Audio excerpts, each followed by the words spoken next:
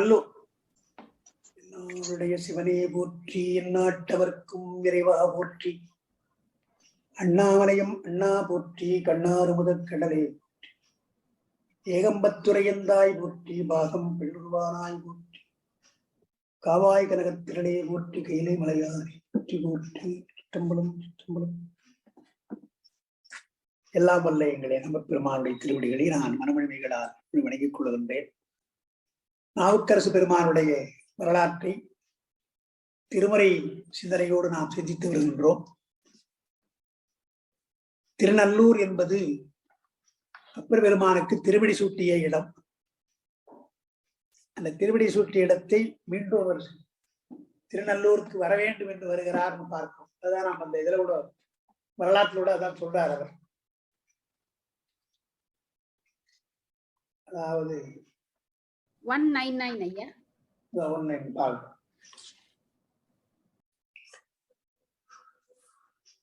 ஆளுடைய நாயகன் தன் அருள் பெற்று அங்கு அகன்று போய்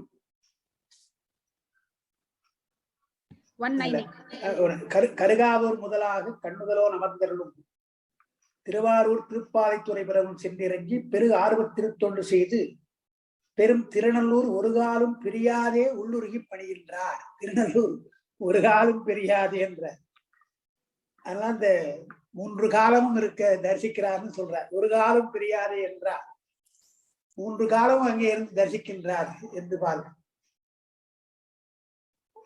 ஒரு வேளை 2 வேளையும் இல்லாமல் 3 காலமும் பெருமானை அங்கு தரிசிக்கிறார். காரணம் அவர் திருவடி சூட்டியதல்லவா என்று பார்க்கிறோம்.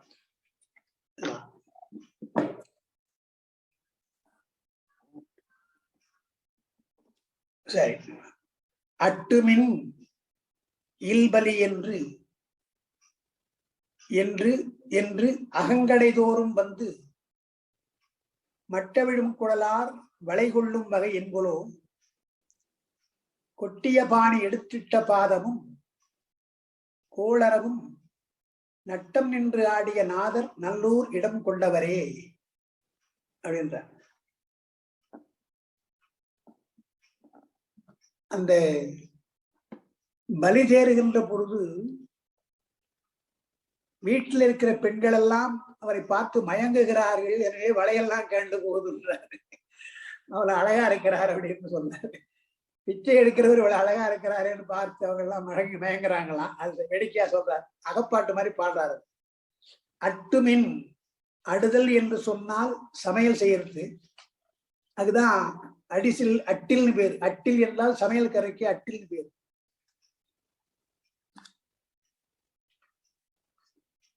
மொத்தமா சமைச்சு சாப்பிடுறோமே அதுக்கு அடிசில்னு பெயர். அடிசில் என்றால் எல்லாம் சேர்ந்து வர சோறு மட்டுமல்ல, சோறு காய்கறி குழம்பு ரசம் எல்லாம் சொல்றோம் இல்லையா, எல்லாம் சேர்ந்தால் அது அடிசில்னு பெயர். திருவள்ளூருடைய மனைவி வாசுகி இறந்து போறாங்களாம். அப்ப ஒரு பாட்டு பாடினார் வள்ளுவர்னு சொல்றாங்க. அது தனிப்பாட்டு சும்மா இருக்குது, அதாவது கற்பனை தான். வாசுகி இறந்து போன பொழுது திருவள்ளுவர் பாடுற பாட்டு எடுத்த உடனே அடிசிற்கு இனியாளேன்னு ஆரம்பிக்கிறான் பாட்டுல. நல்லா சமைச்சு போடியுமா, இனிமேல் நான் எங்கே சாப்பிட போறேன் அப்படின்னு. அடிசிற்கு இனியாளே அன்புடையாளே படிசொல் தவறாத பாவாய் அடிவருடி பின்தூங்கி முன்னெழும் பேதையே இனி என் தூங்கும் என் கண் எறா அப்படின்னு பாட்டு. அழகான பாட்டு. பாட்டு ரொம்ப அழகா பாடியிருக்காங்க. அது வள்ளுவர் தான் பாடினாரா இல்லையான்னு தெரியாது. அடிசிற்கு இனியாள் நீ வேளா வேலைக்கு நல்லா சமைச்சு போடு, நீ சாப்பாடு நான் சாப்பிடுவேன். அன்புடையாள் ரொம்ப அன்பு இருந்தாலும் செய்ய முடியும் அதெல்லாம். படிசொல் தவறாத பாவாயினர் பெண்களுக்கு என்று விதிக்கப்படுகின்ற ஒழுக்கங்கள். படினா உலகம், உலக ஒழுக்கமாக இருக்கிற கற்பு மற்ற எல்லாம் பணிவு எல்லாம் கணவனுக்கு சொல் தவறாமை, இதெல்லாம் படிசொல் தவறாத பாவாய் நீ அடிவருடினர். நான் படுத்துக்கிற பொழுது காலையெல்லாம் பிடிச்சு விடுவேன், அமைச்சு விடுவேன். ஏன்னா நெசவு தொழில் செய்தவரா அவரு. நெசவு தொழில கால் முக்கியம். கால்லாம் வச்சு தட்டுவாங்க, இப்படி தட்டுவாங்க, அது வலிக்கும். எனவே அடிவருடி பின் தூங்கி முன் எழும் பேதை. நான் தூங்கிய பின்னால நீ தூங்குவ, நான் எழுதுக்கு முன்னாலும் எழுந்துருவேன். பின் தூங்கி முன் எழும் பேதையே இனி என் தூங்கும் என் கண்ணீரா, இனிமேல் நான் இப்படி தூங்க போறேன் என்று சொல்றார். என் தூங்கும் என் கண்ணீரான் மாதிரி ஒரு பாட்டு பாடி இருக்கிறாங்க. ஒரு மனைவி என்றால் எப்படி இருக்கணும், மனைவி மேல எப்படி கணவன் நண்பா இருக்கணும்ன்றதுக்கெல்லாம் அந்த பாட்டு வழியா இருக்கு. அந்த புறநானூற்றுல நீ பார்த்தீங்கன்னா இன்றைக்கும் அதெல்லாம் படிச்சா அழுகை வரும். அதாவது ஒரு பாண்டியன் பாடுறான், தன்னுடைய மனைவி இறந்து போறா. அப்போ பாடுற பாட்டு படிச்சீங்கன்னா ரொம்ப கஷ்டமா இருக்கும். என்ன சொல்றான் அவன், இன்னமும் யமன் ரொம்ப வலிமையுடையவன் சொல்றாங்களே, அவன் எப்படி வலிமையுடையனா இருக்கிறான்? என் உயிரை இன்னும் கொண்டு போகலையே, அவன் என்னுடைய உயிரை இன்னும் கொண்டு போகலையே, அவனை போய் வலிமையுடன் எப்படி சொல்ல முடியுறீங்க அவனை என்பது போல பாடுறான் அந்த பாட்டை. அதாவது மனைவி இறந்தாச்சு, அவளை கொண்டு போயிட்டு என்னை கொண்டு போகாம இருக்கடா அப்படின்னு மனைவிக்காக ஒரு பாட்டு பாடுறான் அரசன். தமிழ்நாட்டு மன்னர்கள் எப்படி இருந்திருக்கிறாங்கன்றதுக்காக சொல்றதெல்லாம், அரச போகத்தில் இருக்கிறவன் அவனுக்கு பல பெண்கள் இருக்கலாம் அந்த புறத்துல, அதெல்லாம் இல்லாமல் தனியாக ஒரு மனைவியோடு வாழ்ந்திருக்கிறான் என்று பார்க்கிறோம் இல்லையா? அப்படியெல்லாம் நமக்கு இருந்திருக்கிறாங்க மன்னர்கள். அது மாதிரி பாட்டு இருக்கு, நல்ல பாட்டு. அந்த பாட்டு படிச்சாரு, அந்த பாட்டு படிச்சா இன்னைக்கு உருக்க வர்றதுக்கு காரணம் அப்படி உருகி பாடி இருக்கிறான். அந்த பாட்டுல சொற்கள் அப்படி இருக்கு, அந்த பழைய சொற்கள்லாம் பார்த்தீங்கன்னா அப்படி இருக்கும். அதான் அது வந்து அடிசலுக்காக சொல்லுவாங்க. அட்டுமின் என்றால் சமைத்து போடுங்கன்னு, சமைத்து எடுங்க ஐயா, சமைச்சல கொஞ்சம் கொடுங்க கொடுங்க. அட்டுமின் இல்பலி, வீட்டில் இருக்கின்ற பொருள் இருக்கிறதா பிச்சை எனக்கு போடுங்க என்று என்று அகம்கடை தோறும் வந்தான். ஒவ்வொரு வீட்லயும் போய் சொல்றா இல்லையா, பலி போடுங்க பிச்சை எடுங்கன்னு ஒவ்வொரு வீட்டும் கேட்கிறார். என்று என்று அகங்கடை தோறும். அகம்கடைன்னா கடையகம், கடையகம் பிரிக்கணும். கடை என்றால் வாயில், வாசல், வாசல் பக்கம். கணவனை இழந்தால் கடையகத்தாலே, கணவனை இழந்தால் கடையகத்தாலேன்னு ஒரு சிலப்பதிகாரத்தில். கடையகம் என்றால் வாயிற்கடை, வீட்டினுடைய முதல்ல.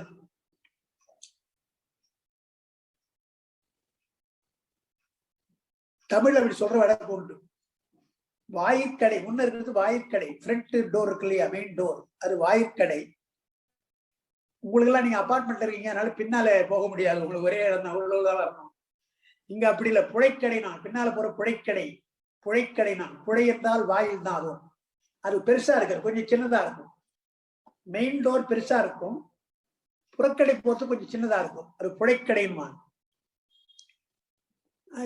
இலக்கியத்திலே புழைக்கடை வாயிற்கடைன்னு வரும். அரண்கடை நின்றார்கள் எல்லாம், அரண்கடைன்னு ஒரு வார்த்தை வரும். அரண்கடை என்றால் மோசமான பாவம்னு அர்த்தம், அறமில்லாதது, அறமில்லாத ஒன்று. அரண்கடை ரொம்ப மோசம், பாவம் செய்த செயல் பெரிய பாவம் பான்னு சொல்றோம் இல்லையா, அதற்கு அரண்கடைன்னு சொல்றாங்க. அரண்கடை செயல் என்று இதெல்லாம் பழைய தமிழ்ல சொல்ற வார்த்தை. வள்ளுவர் சொல்றார், அரண்கடை நின்றார்கள் எல்லாம் பிறன்கடை நின்றார்கள் பேதையாரில் என்று ஒரு அரண்கடைன்னு ஒரு வார்த்தை சொல்றோம். எத்தனையோ பாவங்கள் செய்யறாங்க, அது அடுத்தவனுடைய மனைவி விருப்பத்தை அது ரொம்ப ரொம்ப பாவம் என்றது அதை அப்படி சொல்றார், அரண்கடை புறன்கடைன்ற. அதனால அட்டுமின் இல்பலி என்று என்று என்று என்றுன்னா ஒரு வீட்டுல போய் பழி பிச்சை போடுங்க, அடுத்த வீட்டுல போய் பிச்சை போடுங்க. ஆனா எல்லா வீட்லயும் போடுறான் என்று என்று பல வீடுகள்ல செல்றான்னு அர்த்தம். பல வீடுகளில் சென்று இங்க போட்டார் அங்க போட்டார், அடுத்த வீடுதோறும் போறார். கடைதோறும் வந்து மட்டு அவிடும் குழலார் வளை கொள்ளும் வகை. ஆனா தேன் பொருந்திய மலர்களை அணிந்த குழல் மட்டும்தான் தேன், அவிழ்கின்ற குழல் அப்படின்னார். மலர்ந்து தேன் சொரிகின்ற பூக்களை அணிந்திருக்கின்ற குழல் உடைய பெண்கள். அவளை வளையை கொள்ளுகிறாய், வளையலை கொள்ளுகிறாய்னா அவங்க உன்னை பார்த்து அடைகளை மயங்குகிறார்கள், ஆனால் மெரிந்து போகிறார்கள். அந்த பிச்சை ஏற்ற பொழுது வளையலும் கீழே விழுந்து போதான். அப்படி தலையில அப்படி போடுற பொழுது அந்த வளையலும் கீழே விழுதான். எனவே வளை கொள்ளும், பிச்சை எடுக்க வந்தையா வளை கொள்ள வந்தையான்னு கேட்கிறேன். திருவிளையாடல் புராணத்துல வளையல் விற்ற படலம்னு ஒண்ணு வரும். பெருமான் வளையல்கார, அவர் எல்லாம் எந்த வேஷம் போடுறவர், எல்லா வேஷம் போடுறவர் வளையல்காரா வரா. வளையல்காரா வரப்பொழுது அதை பற்றி பாடுறாரு குமரகுருபரர். ரொம்ப அழகா இருக்கிறதுனால எல்லா பெண்களும் வந்து வளையல் வாங்கணும் வராங்களாம். பார்த்து அவங்க வளையெல்லாம் கேட்டு போறாங்க, எல்லாம் கேட்டு போறாங்க மெலிந்து போறதுனால. அதனால என்ன சொல்றாரு, நீ என்னப்பா வளையல் விற்க வந்தியா இல்ல வளையல் வாங்க வந்தியா? கொள்வதற்கோ வாங்குவதற்கோ வந்தியன்னு கேட்கிறார் பாட்டுல. வலை கொள்றீங்களே, வலையை விற்க வந்தீங்களா பெண்களுக்கு, இல்ல அவங்க போட்டுங்கிற வலையில வாங்க வந்தீங்களா என்று உன்னுடைய அழகினாலே எப்படி மயங்குகிறார்கள் நயமா பாடுறார் குமரகுருபர். அதுபோல மற்றவிடும் குடலார் வளைகொளும் வகை என்பதோ என்றால் அன்பைத்தான் சொல்றார். உயிர்கள் எல்லாம் பெருமானிடத்திலே அன்பினாலே இறங்குகின்றன, அதுதான் அதுக்கு அர்த்தம் அடிப்படை. அட்டுமின் ஈல்பலி என்று என்று அகம் கடைதோறும் வந்து மட்டவிடும் குழலார் வளை கொள்ளும் வகை என்போலோ. என்னையா அப்படி பண்றீ? கொட்டிய பாணி எடுத்திட்ட பாதம், தாளம் தட்டுறது.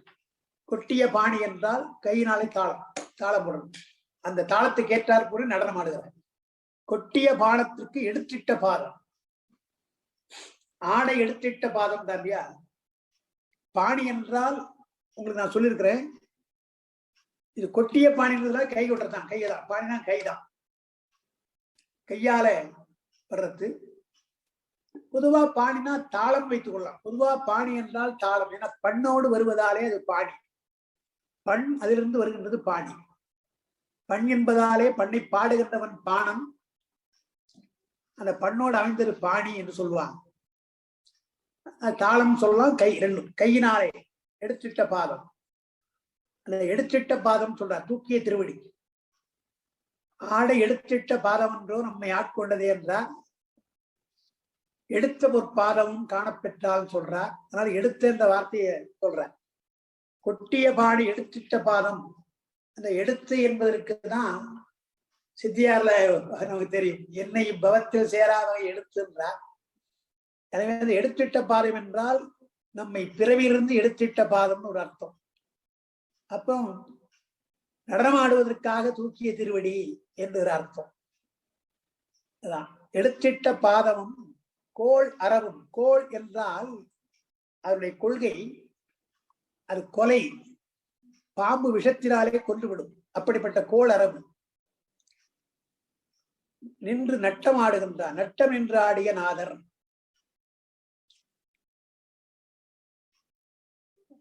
நடம் என்பதுதான் நட்டம் வரும்.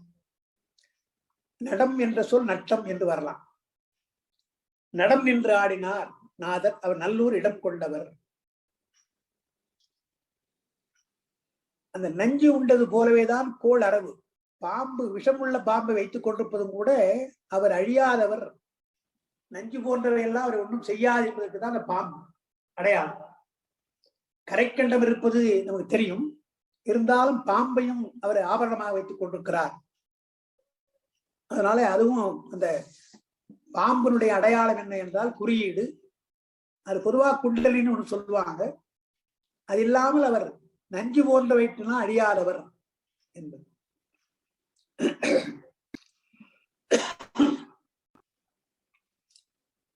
அப்புறம் 2வது பாடல்ல பெண்ணிட்டம் பண்டையதன்று இவை பெய் பலிக்கு என்று உழல்வார்.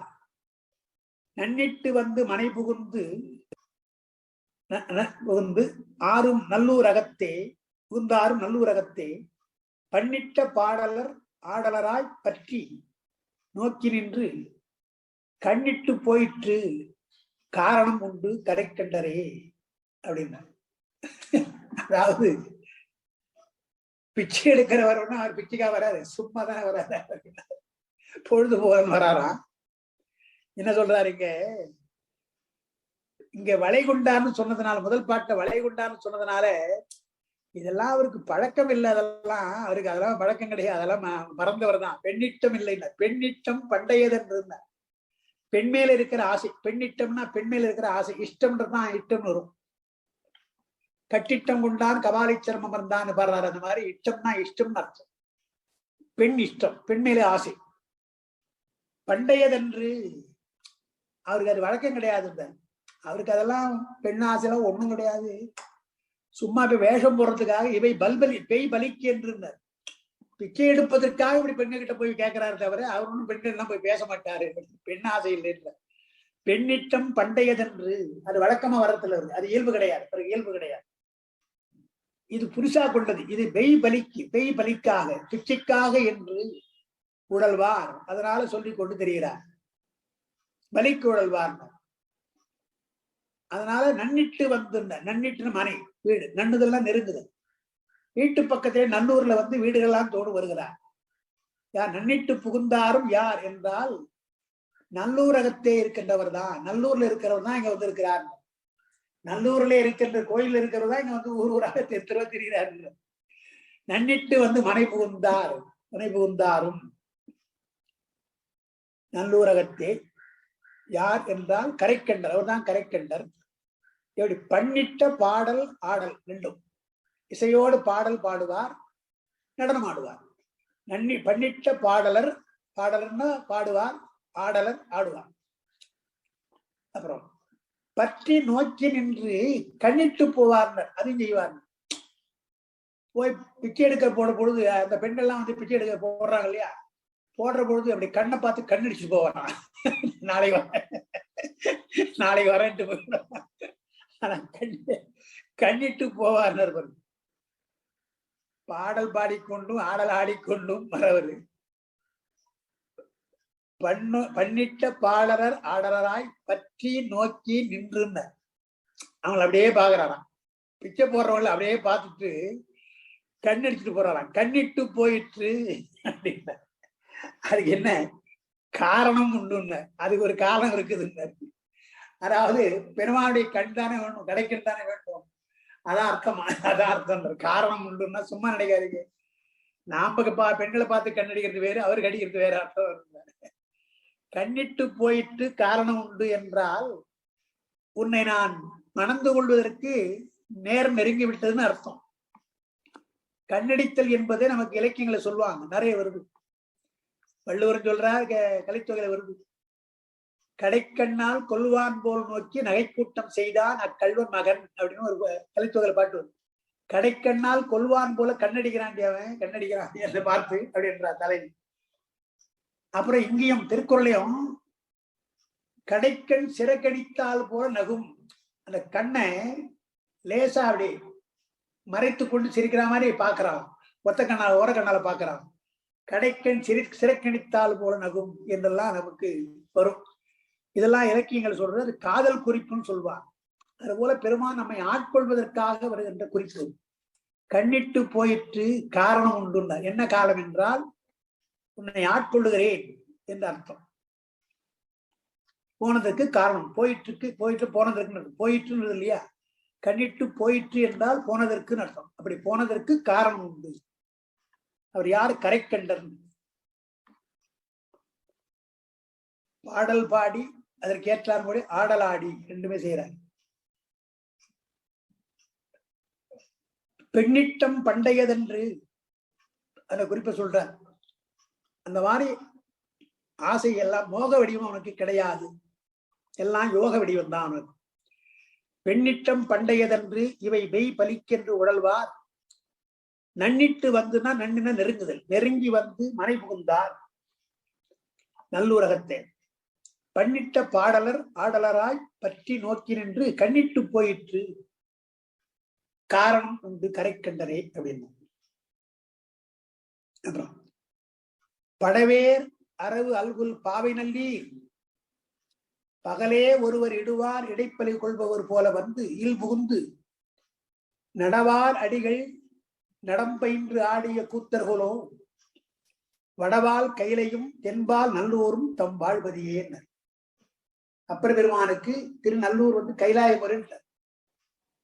திருவையாற்றில் அவருக்கு கைலாய காட்சி காண்பித்தாலும் கைலாயத்துக்கு தானே நான் போக போனேன், திருவடி எனக்கு இங்கதானே அவன் சூட்டினான் நல்லூர்ல. எனவே வடபால் கையிலை தென்பால் நல்லூர் வாழ்பதி, வாழ்கின்ற பதியினர் இரண்டும் ஒன்றுதான்.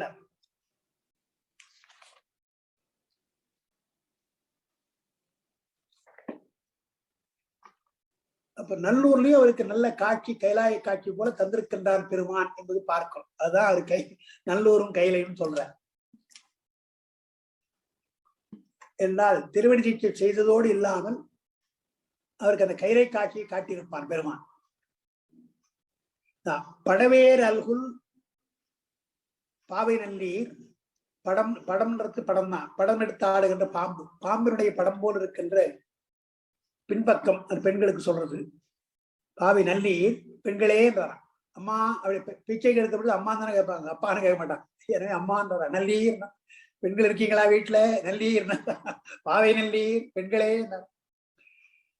பகலே பகல் நேரத்துல நல்ல நண்பகல் நேரத்துல வந்துட்டாரு ஒருவர். இடுவார் இடைப்பலி கொள்பவர் போல. அது நோக்கம் அது அல்ல. பலி கொள்வது நோக்கம் அல்ல. வீட்டுல இருக்கிற பெண்களை பார்ப்பதா அவருக்கு நோக்கமா. அங்கிருந்து வராராம். பகலே ஒருவர் இடுவார் இடைப்பலி கொள்பவர் போல வந்து இல் புகுந்தார். வீட்டுக்குள்ள வந்துட்டாராம். வந்து என்ன செய்யறான்? வீட்டுக்குள்ள வந்துட்டு நடவார் அடிகள் நடம்புவார். எப்படி யார் யார் டான்ஸ் ஆடுவாங்களோ அது போல ஆடுறாராம். நடனம் ஆடுவது போல இல்ல கத்துக்கொண்டு ஆடுறது போல ஆடுறாராம். நடவார் அடிகள் நடம் பயின்று ஆடிய நட்டம் ஆடிய கூத்தல் என்றால் சும்மா பிச்சை எடுக்காம சில பேர் டான்ஸ் ஆடி பாட்டு பாடி ஆடுவாங்கல்ல, அந்த மாதிரி அவங்க வந்து ஆடுறாங்க. டான்ஸ் ஆடி ஆடுகிறார். திருக்கூத்து பயின்றார் என்றால் அது ஏற்கனவே பயின்று தானே, பயின்று ஆடியது தானே, அவருக்கு இயல்பு தானே. நடனம் ஆடுவதும் கஷ்டம் கிடையாது. எனவே அந்த ஏற்கனவே ஆடுகின்ற அம்பலத்தை, அதாவது பொன்னம்பலத்திலே ஆடுவது இங்க வந்து ஆடுறாரு. வேற ஒன்று. நடவாறு அடிகள் நடம் பயின்றாடிய கூத்தர் அல்லவா இவர். யார்? வடவார் கையிலையும் தென்பால் நல்லூர் உள்ள வாழ்பதி அவர் இருக்கின்ற ஒரு அதுதான். தாம் வாழுகின்ற பதி கையிலை நல்லூர் என்று சொல்றார்.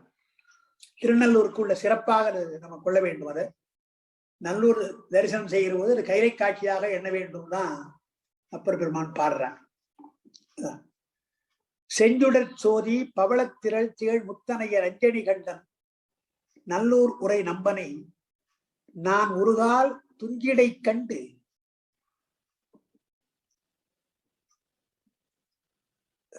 துஞ்சிடை கண்டுதானே வருது. ஆமா,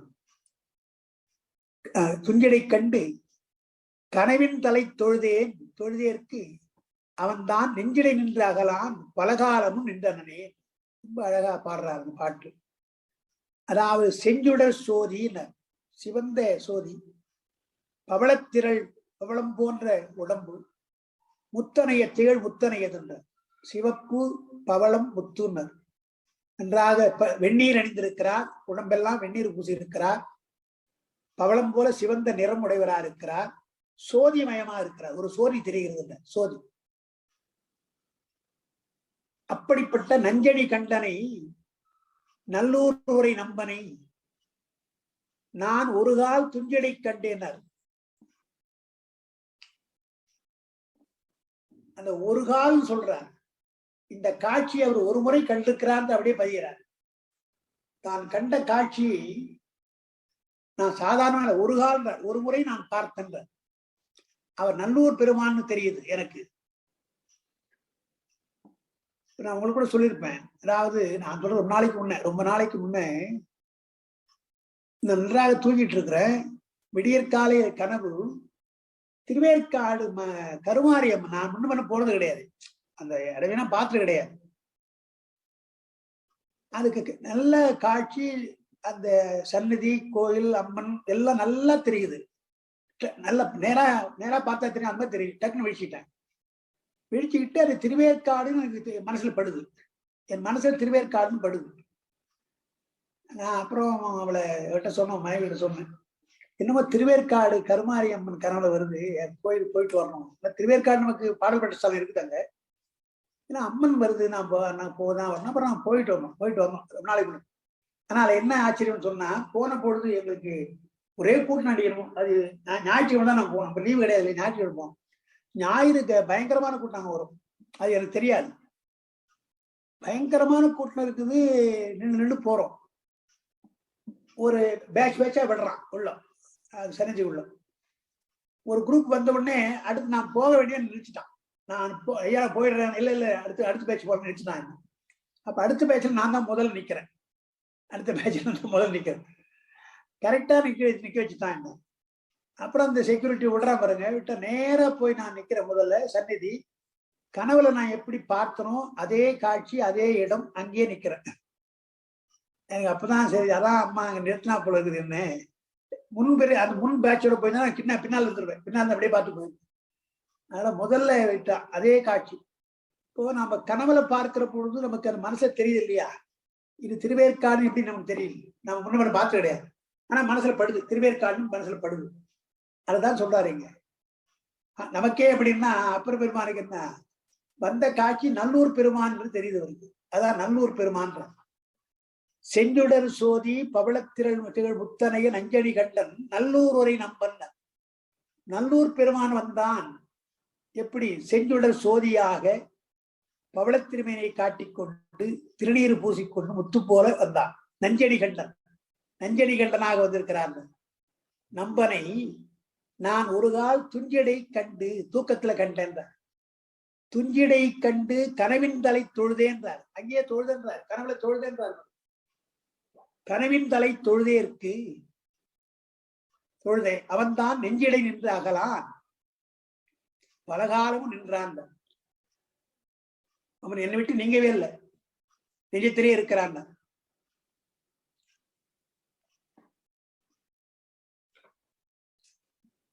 அது கனவுல அது சொல்ற துஞ்சிருள் காலை மாலை தொடர்ச்சியை மறந்திராதே என்ற.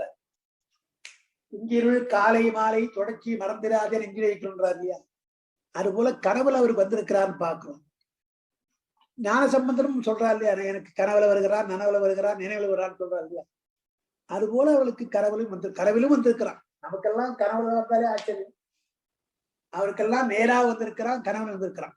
எனவே துஞ்சிடை கண்டு கனவின் தலை தொழுதேற்கு அவன்தான் நெஞ்சடி நின்று அகலான், பலகாலமும் நின்றனே அப்படின்னு. இதெல்லாம் அவங்க அப்படியே அந்த அனுபவத்தை பாடி இருக்கிறாங்க பாருங்க. எப்படி நாம கண்டோம், நல்லூர் பெருமானாக வந்திருக்கிறான் என்றெல்லாம் பார்க்கிறோம். இதெல்லாம் வெண்மதி சூடி விளங்க நின்றானே விண்ணோர்கள் தொழ நன்னில் லயத்தொடு பாடல் அறாது நல்லூர் அகத்தே திண்ணில் லயம் கொண்டு நின்றான், திரிபுரம் உண்டெரித்தான், கண்ணுளும் நெஞ்சத்தகத்தும் உள கழற்சேவடியே. கண்ணிலும் இருக்கின்றான், நெஞ்சிலும் இருக்கின்றான். நல்லூர் பெருமான போய் பாடுற பொழுது இவரெல்லவா நமக்கு கனவுல வந்தார் என்று கண்ணிலேயே இருக்கிறான் பெருமான், நெஞ்சத்திலும் இருக்கிறாங்க. அந்த காட்சி கண்ணிலே இருக்கும் இல்லையா, அவரு பெருமானுடைய காட்சி கனவுல இருந்தா இப்ப நான் கண்ட காட்சி கூட இப்ப இருக்கிட்ட நினைச்சா அப்படியே வரும். அது போல வெண்மதி சூடி விளங்க நின்றான். அப்புறம் நல்லூர் அகத்து விண்ணவர்கள் தொட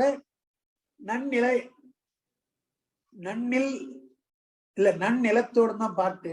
என்ன லயம் போடுறாருங்க, கண்ணுளும் லயம்தான். நன் லயத்தோடு பாடலுக்கு ஒரு லயம் வேண்டும், ஆடலுக்கு ஒரு லயம் வேண்டும். லயம் என்று சொன்னால் பிரிந்து போகாமல் ஒன்றுதல், ராகத்தோடு ஒன்றுதல், தாளத்தோடு ஒன்றுதல். லயம்னா ஒன்றுதல் அர்த்தம். நன்னில் லயத்தோடு பாடலராத நல்லூரகம்.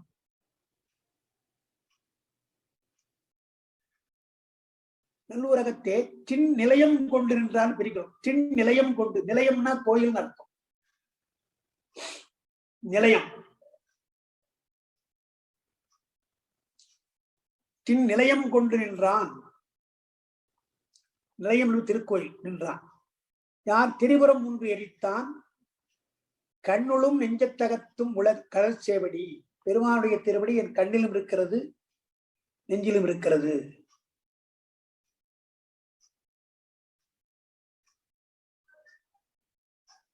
கண்ணுளும் நெஞ்சத்தகத்தோடும் உள்ள கடல் சேவடி என்ன?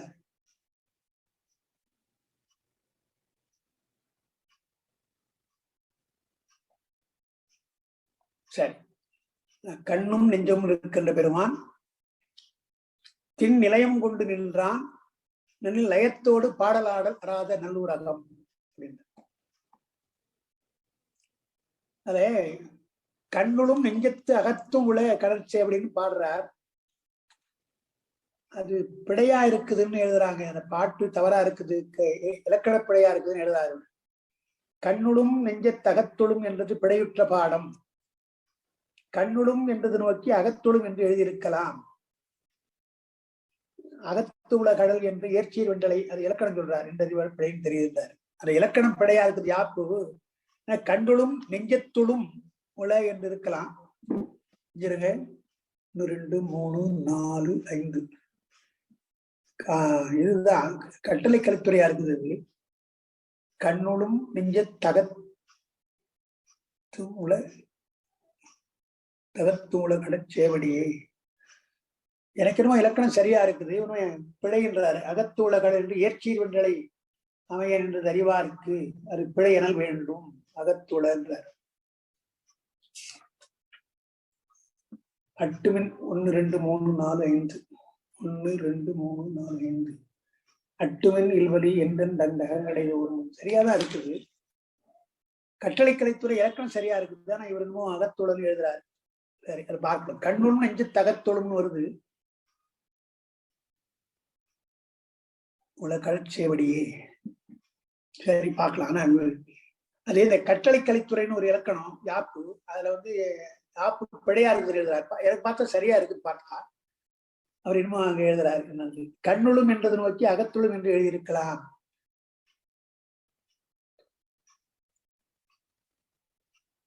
அகத்துள படிங்க. கண்ணுளும் நெஞ்சு தகத்துளும் அப்புறம் அகத்துளும் உல. அகத்துளும் உலன்னு வருதா? அகத்துளும் உல வந்தா தப்புதான் பாட்டு. அப்படி அங்க பாட்டை பாருங்க. அதான் எழுதா. இங்க அப்படி இல்லை. இங்க அவர் சரியா எழுதிருக்கிறார். அந்த பாட்டு அப்படி இருக்கு தப்புன்னு சொல்லி இவர் சரியா எழுதி பிரிண்ட் பண்ணிருக்காங்க. நான் பாட்டு தப்பிலேயே என்னன்னு பார்த்தேன். அது அப்படி அகத்து உலன்னு எழுதி அது தப்பா இருக்கு. நெஞ்சு அதாவது எப்படின்னா கண்ணுளும் நெஞ்சத்து அகத்தும் உலதானே. அகத்துளும் உல அப்படிதானே இருக்குது. அகத்துளும் உல. அதான் அப்படி இல்ல. அகத்தும் உலன்னு பிரிச்சிங்க. அகத்துளும் உலல அகத்தும் உல அப்படின்னு பிரிச்சிங்க. அகத்துளும் உலல்ல அகத்தும் உல. அது சரியா இருக்கும். அதான் என்னோட பாட்டு சரியா இருக்குதே என்ன பார்த்தேன் நான். இங்கே அந்த மாதிரி இருக்குது பாடம். அது தப்புன்னு இங்க எழுதிக்கிறார். இவரு தன்னுடைய பாட்டு சரியா எழுதிட்டார். கண்ணுளும் நெஞ்சத்து அகத்தும் உல கடல் சேவடியே. அகத்துளும் உல என்பது தப்பு. கண்ணுளும் நெஞ்சத்து அகத்துளும் உல என்று சொன்னால் தப்பு. கண்ணுளும் நெஞ்சத்து அகத்தும் உல கடற்சேவடியே அது சரியா இருக்கும்.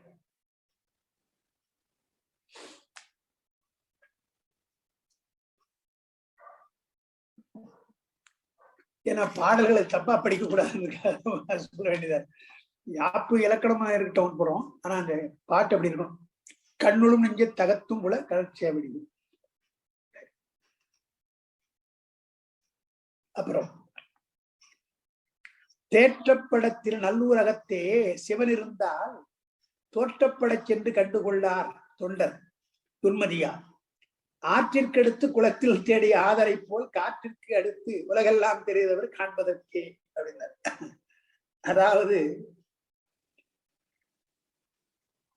அங்க தேற்றப்படன்ற திருநல்லூரகத்தே சிவன் தேற்றப்பட இருந்தான். எங்கடா இருக்கிறாங்க எல்லாருக்கும் தெளிவாக அருள் தருவதற்காக அங்க இருக்கிறான். தேற்றப்பட என்றால் தெளிவாக தெரிந்து கொள்வதற்கு. அவர்தான் சிவபரம் என்று சந்தேகம் இல்லாமல் தெரிந்து கொள்வதற்கு அங்க இருக்கிறான். சிவன் தேற்றப்பட இருந்தான். தேற்றப்பட திருநல்லூரகத்தே சிவன் இருந்தால் தோற்றப்பட சென்று கண்டுகொள்ளார். இவங்க அங்க போய் பார்க்கணும் இல்லையா, அந்த தோற்றத்தை பார்க்கணும் இல்லையா. அவங்க நன்றாக தெளிவாக பெருமாள் அங்க உட்கார்ந்து நேர போய் எங்க பார்க்கலாம், திருநல்லூர் வாங்க போய் பார்க்கலாம்னு பார்க்கலாம். தோற்றப்பட சென்று கண்டுகொள்ளார். எல்லோரும் அங்கே போய் திருநல்லூர்ல போய் எல்லா தொண்டர்களும் சேர்ந்து குழுமி அவரை பார்க்கணும். ஆனா சில பேர் என்ன பண்றாங்க, துன்மதியால். துன்மதி என்றால் அறிவில்லாமல், அறிவில்லாமல் அர்த்தம். அறியாமையில என்ன பண்றாங்களாம், காற்றிற்கடுத்து உலகெல்லாம் தெரிவார்னர். காத்த போல எல்லா இடங்களும் போறாங்க தவிர இங்க வர்றையா. காற்று எல்லா இடத்துக்கும் போகும். கடுத்துன்னா வேகமா போறது. காற்று வேகமாக எல்லா இடத்துலயும் போய் பார்ப்பது போல இவங்க எல்லா இடத்துக்கும் போய் பாக்குறாங்க. நல்லூரை விட்டாங்க, அங்கதான் இருக்கிறார், அங்கதான் இருக்கிறார். அதை விட்டு எல்லா இடத்துக்கும் போறாரு. காற்றிற்கடுத்து, காற்றை போல அர்த்தம். காற்றை போல எல்லா இடத்தும் திரிவார்கள். இங்க காண்பதற்கு, பெருமானை காண்பதற்கு அங்க இருக்கிறாரா இங்க இருக்காரா போய் தேடுறாங்க. அதுக்கு என்ன உதாரணம் சொன்னார், ஆற்றில் கெடுத்து குளத்தில் தேடினார்கள். ஆத்துல போட்டு குளத்துல தேடுற மாதிரி ஆதரை போல. அதான் ஆற்றிற்கெடுத்து குளத்தில் தேடியது. அதுபோல் ஆத்துல போட்டு குளத்துல எடுத்த பெருமா நம்ம சுந்தரமூர்த்தி ஒருத்தர் தான். அவர் தான் ஆத்துல போடுவார், குளத்துல எடுப்பார். அதை பத்தி யோசிக்கவே இல்லை. 12,000 பொண்ணு கொடுத்து அவருக்கே ஆச்சரியம், என்னடா இவ்வளவு கொடுத்துட்டாரேன்னு. விருத்தாச்சலத்துல இவ்வளவு கொடுத்துட்டாரேன்னு போய் அது ரொம்ப சேக்கடார் அழகா பாடுவார். அது அதாவது பூம்புகளூர்ல கொடுக்க மாட்டேன்றதுனால அவளைய தலை வச்சு படுத்துட்டாரு. இங்க போய் கேட்டா 12,000 அடிக்கடி கேட்கறப்ப போப்பா இன்னும் மொத்தம் விட்டாரு போட, அடிக்கடி எங்க வந்தாலும் கேட்கறீங்க என்று 12,000 ஒண்ணு கொடுத்த உடனே கிட்ட போய் சொல்றாராம், இது எப்படிங்க எடுத்து போறது, இது எப்படி எடுத்து போறது, கிட்ட போய் கேட்கிறாராம். அவரு உடனே அது சரி ஆத்துல போட்டு போப்பா, ஆத்துல போட்டு போ, குளத்துல தேடிக்கலாம் அப்படின்னாராம். அப்படித்தானே வருது. இதெல்லாம் பாட்டு எவ்வளவு அழகா பாடுறார், அதெல்லாம் சார்ந்து இருக்குது இல்லையா? பெருமானுடைய திருவுருளை அவங்க எப்படி நம்பி இருக்கிறாங்க. 12,000 பொண்ணு ஆத்துல போடுறாருன்னா யோசிப்பாங்க, என்ன சாமி ஏமாத்துறீங்களா இருந்தாலும் கேட்பாங்க. நீ சொன்னா சரி அவ்வளவுதான். பெருமானு சொன்னா அதை விட ஒரு வார்த்தை வேண்டுமா? அப்படியெல்லாம் வாழ்ந்திருக்கிறாங்க அவங்க எல்லாம். அதெல்லாம் நமக்கு கூட சாத்தியம்தான். பெருமானை எப்படி எண்ணினால் சாத்தியம்தான். நீ ஆத்துல போட்டு குளத்துல தேடலாம், எங்கோ இருப்பது நமக்கு எப்படி சேருது. அதனால பல இடங்கள்ல நாம் அப்படிதான் எண்ணணும். சுந்தருடைய வாழ்க்கையில ஏதோ பொண்ணை போட்டு குளத்தில் தேடுறாரு இருந்தாலும் பெருமானுடைய வாக்கு எவ்வளவு மதிக்கிறார். பெருமான் சொன்னதை கொஞ்சம் கூட சந்தேகம் போடுறார். ஒரு பொண்ணு மட்டும் உரைச்சி வச்சுக்கிறாராம் கையில இருக்கட்டும் அப்படின்னு. அது ஏன்னா அங்க சொல்லலையா, இதே பொண்ணுதான், இதேதான் கொடுத்தார் என்று மற்றவர்களுக்கு சொல்வதற்காகத்தானே வைத்துக்கிறார். அந்த அம்மாவே கொஞ்சம் யோசிக்கிறாங்க, பறவையாரே யோசிக்கிறாங்க, எங்கேயா போட்டேன், அதில் ஆத்துல போட்டேன்னாரா, எங்க குளத்துல எடுத்துக்கலாம்னாரா, அப்படியா என்று கரையில உட்கார்ந்து பாக்குறாங்களாம், சிரிக்கிறாங்களாம். லேசா சிரிப்பு வருது அவங்களுக்கு இல்லையா? என்ன அவர் தான் சொன்னார்னா அதை எடுத்து வர, அவரை அதை அங்க போட்டு விட்டீங்களே என்று. அந்த அம்மாவுக்கு அன்பு இல்லையான்னா உண்டு. இருந்தாலும் இப்படியா விளையாடுவார் பெருமான் இல்லையா? ஆத்துல போட்டு குளத்துல அப்படியா விரும்புவார். என்னமோ சொன்னாருன்னு அவர் சொல்ல கேட்டு போட்டுட்டீங்களே என்று அப்படியே பார்த்துட்டு இருக்காங்களாம். பறவை இவள் முகப்பு வாடாமேன்னு, முகம் வாடுதே அவளுக்கு. அவள் நின்று இதில் பார்த்துச்சு, கொஞ்சம் சிரிக்கிற மாதிரி இருக்குது, வெக்கப்படுற மாதிரி எனக்கு, என்ன பண்றது. எனவே கொடியே நிற்றலங்கடவே கொடுப்பா என்றார் இல்லையா? அதுல அதுவும் அந்த பொன் கிடைத்த உடனே அதை பறவையார்கிட்ட கொடுத்துட்டு வீட்டுல கொண்டு போவே நான் வந்துடுறேன்ட்டு நேரா அங்க மறுபடியும் திருவாரூர் பெருமானை போய் தரிசிக்கிறார். மறுபடியும் அங்க அந்த பக்தியெல்லாம் சேர்க்கிறார். எப்படி சொல்றார், பொண்ணு கிடைச்சது, அவர் சொன்னாரு கிடைச்சது, பாடி அது ஒரு பாட்டு பாடியாச்சு, நேரா வீட்டுக்கு போக வேண்டியது தானே. அந்த கொடுத்ததுக்கு ஒரு நன்றி, அவர் போய் பார்க்கணும், அவர் போய் பார்த்து நன்றி சொல்லிட்டு வரணும் என்றுதான் போய் மறுபடியும் தரிசனம் பண்ணணும். அதெல்லாம் நமக்கு சேர்க்கிறார் சொல்லுகின்ற நல்ல மரபுகள். நாம அதை நினைக்கிறோம், அடிக்கடி சொல்லியிருக்கோம். ஒரு வேண்டுகோள் என்றால் அந்த வேண்டுகோள் நிறைவேறினால் உடனே போய் பெருமானை பார்க்கணும்.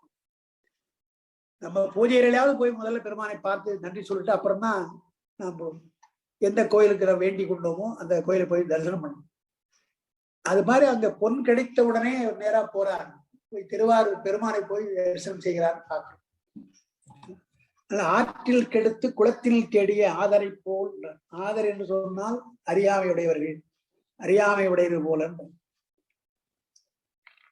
பெருமானை தவிர வேறு யாரும் அவர் அறியாதவர், இப்படிதான் நம்ம வச்சுக்கணும். சுந்தர பெருமான் அவருக்கு என்ன அறியாமைன்னா மற்றது அறியாமை, பெருமானைத்தான் அறிஞ்சார், வேற யாரும் அறியாது, அவர் கிடையாது.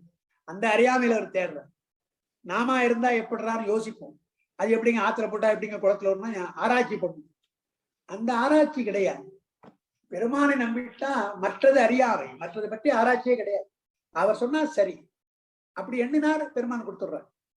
அதான் அந்த மாதிரி ஒரு நம்பிக்கை நம்ம வரணும்.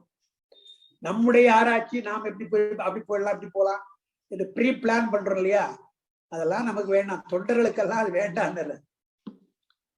தேற்றப்பட திருநல்லூரகத்தே சிவன் இருந்தால் அங்க இருக்கிறாரே, தோற்றப்பட சென்று கண்டுகொள்ளார் தொண்டர்.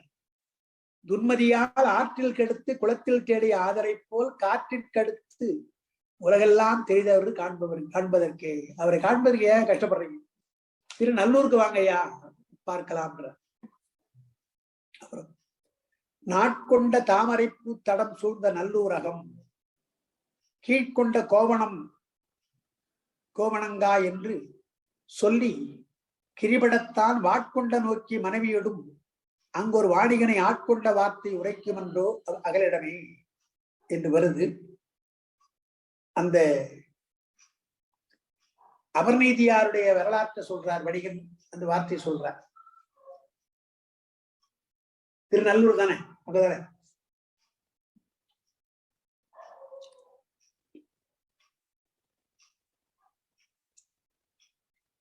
நாட்கொண்ட தாமரைப்பூ, ஒரு காலையில மலர்கின்ற பூ, எனவே காலை தாமரை நாள் மலர்ந்த நாட்கொண்ட தாமரைப்பூ தடம், காலையில் மலர்கின்ற தாமரைப்பூக்களை கொண்ட குளம்.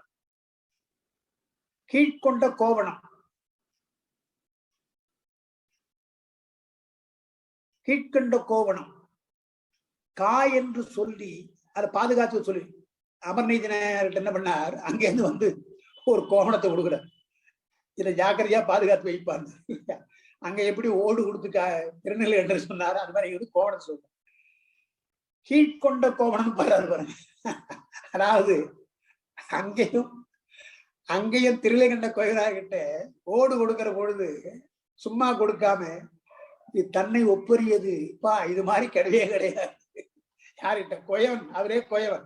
அவரு பல வகையான பாத்திரம் செய்யறாரு, மண்பாத்திரம் செய்யறாரு. அவர்கிட்ட போய் இது யாரும் பார்த்து கிடையாதுப்பா, பொன்னின் ஒப்பது, பொண்ணை விட ஜாக்கிரதையா வைக்கும், இதுதான் நீ கொடுக்கணும் என்று அவ்வளவு தூரம் சொல்லிட்டு போனார். அங்க அவர் என்ன பண்றாரு, தொலைச்சிட்ட இவர்தான் மறைச்சிட்டாரு. அவர் என்ன சொல்றாரு, அதான் அதெல்லாம் தான் சில வார்த்தைகள் விட்டுறாரு. நீங்க கொடுத்துருக்கீங்கயா, நான் கொடுக்குறேன், புதுசா ஒண்ணு கொடுக்குறேன், அது ரொம்ப நாள் வரும்ன்ற, ரொம்ப நாள் வரும்ன்ற. அப்ப என்ன அர்த்தம், நீ வச்சுக்கிட்டு சீக்கிரம் உடஞ்சி முடியா, பழசையாது உடஞ்சிடும், நான் கொடுக்குறது புதுசு அப்படின்னு சொல்றாரு. அதுதான் சொல்றாங்க. அந்த ஜூரிஸ்டிக்ஷன் அவர்கிட்ட கிடையாது. அவருடைய இது உடைய நீ ஏன் சொல்ற, அவர் கேட்கிறாரு இல்லையா, அதானே கொடுக்கணும். அதை விட்டு நான் புதுசா ஒண்ணு தரேன், அது அதை விட நல்லது, அது எப்படி சொல்ற நீ, அதான் அவர் கோச்சுக்கிறார். அது நீ நான் சொல்றது, அது உடையதோ உடையதோ, நான் கொடுத்துடக்கூடியான்னா இதை விட பெருசா ஒண்ணு தரேன், இது ரொம்ப நாள் இருக்கும், ரொம்ப நாள் இருக்குன்னு சொன்னா அப்ப நான் வச்சுக்கிறது மோசமா, அதனால அதை எடுத்து அதை தொலைச்சலாமா நீ என்பது போலத்தான் அவருக்கு அந்த வாதம் பண்ற. அதை பத்தி நீயே விளக்கம் கொடுக்குற, அந்த அது சீக்கிரம் போயிடுங்க, நான் கொடுக்குறது ரொம்ப நாள் இருக்கும், அதை வச்சுங்க, இதெல்லாம் சொல்லாத, என்கிட்ட நான் கொடுத்துட கொடு. அதே தான் இங்க சொல்றேன். கோவணத்தை கொடுத்துட்டு கேட்கிறாரு. அவர் என்ன சொல்றாரு, அவரே ஐயா உங்களுடைய கிழிச்ச கோவணம் நான் வச்சுக்கிட்டு தச்ச கோவணம். அதான் அப்புறம் பாருங்க பாருங்க, கீழ்கொண்ட கோவணம் பாருங்க, கீழ்கொண்ட கோவணம் தான் கிழிச்சது, ஒரு துணியில கிழிச்சது அது, நான் அதுக்காகவே தச்சு வச்சுக்கிறேன் அழகா எல்லாருக்கும் கொடுக்கறதுக்கு அப்படின்னா அதெல்லாம் வேணாம். அங்க எப்படி பழைய ஓட்ட கிட்டாரோ அதே போல இந்த கோவணத்தை கொடு என்று கேட்கிறார். கீழ்கொண்ட கோவணம் கா என்று பாதுகாத்து சொல்லியிருந்தார். அதாவது ஒரு பெரிய பட்டு துணிகள்லாம் கொடுத்து காப்பாத்துன்னு சொன்னா பரவாயில்ல, ஒரு கோவணத்தை வச்சுட்டு ஜாகிரதையா பாத்துக்கிறேன், இது என்னையா விஷயம் இல்லையா? இடிஞ்ச கோவணத்தை போய் வச்சு பாதுகாத்து சொல்றையே, அவரு நிறைய கோவணத்தை நெய்து கொடுக்குறவர், நெய்து கொடுக்குறாரு, அவர்கிட்ட போய் இது ஜாகிரதையா வச்சுக்கணும். கீழ்கொண்ட கோவணம் கா என்று சொல்லி கிரிபடனார். கிரினா வஞ்சனை, வஞ்சனை வஞ்சனை இவருதான் மறைக்கிறார். எப்படி அங்க ஓட்ட மறைத்தாரோ அது போல வஞ்சனை. கோவணக்கல்வன்னே சொல்லுவார் இவரை. அப்ப சேர்க்கிறார் கோவணத்தை திருடாயா இருந்தாலே அப்படின்னு கல்வர் சொல்லி கிரிபட தான் வாட்கொண்ட மனைவியோடும் அங்கு ஒரு வணிகனை ஆட்கொண்டார். ஆட்கொண்ட நோக்கினா வாழ்வோன்ற கண்ணுடைய அழகா பெண் அந்த அம்மா. அந்த அம்மாவையும் மனைவியோடு அங்கு ஒரு வணிகனை என்றார். இந்த ஒரு இடம் சொல்லுவாங்க, நீங்க கேள்விப்பட்டீங்கன்னு தெரியல, வாட்கொண்ட நோக்கி மனைவியோடும் தான் சொல்றாரு இங்க. ஆனால் சேக்கிடார் ஒரு குழந்தையோட சொல்றார், குழந்தையை சேர்த்துன்னு சொல்றார். அது திருமுறைகள் அப்படி இல்லை. அப்புறம் பாடுற பொழுது வாட்கொண்ட நோக்கி மனைவியோடும் தான் வருது அப்படின்னு சொல்லுவாங்க. அதுல மனைவினா மக்களை சேர்த்துக்கலாம், அதுல பாட்டுல சொல்லாம இருந்திருக்கலாம். இருந்தாலும் அந்த குறிப்பு பாக்குற பொழுது மனைவியோடு இருக்குது, அங்க மக்களையும் சேர்த்து சொல்றாரு வருது நமக்கு. அதுக்கு காரணம் ஏதாவது இருக்கும், சேக்கிடார் சொல்றதுக்கு காரணம் இருக்கும். வாட்கொண்ட நோக்கி மனைவி, அது இதில் பார்த்தா தெரியும். திருத்தொண்டர் திரு அந்தாதியில பார்த்தா தெரியணும்.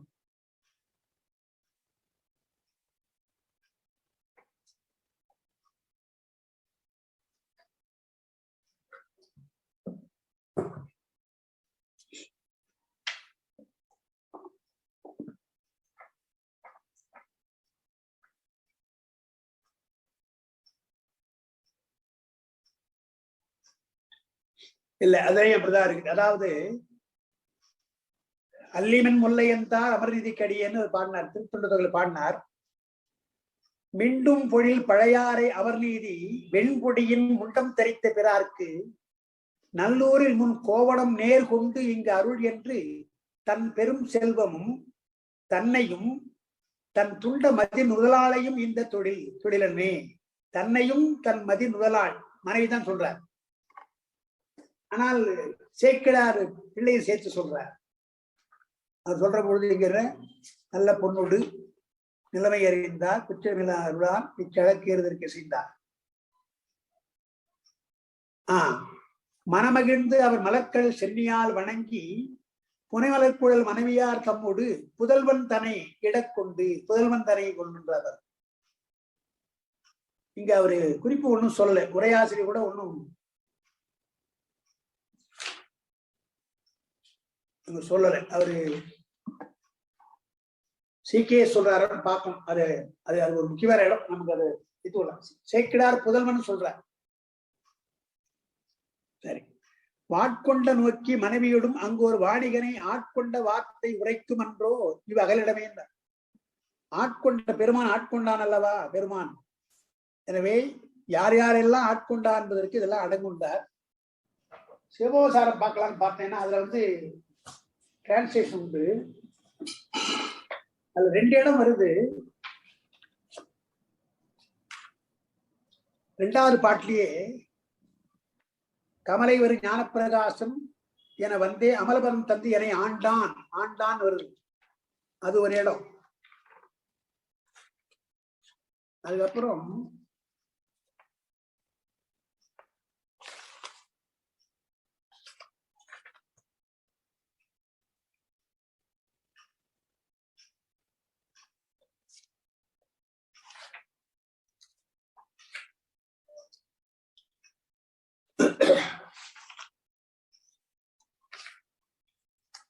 இன்னொரு இடம் இங்க வருது. அது 2 ஒரே தான் எழுதினார். 2 ஒரே தான் எழுதினாரு.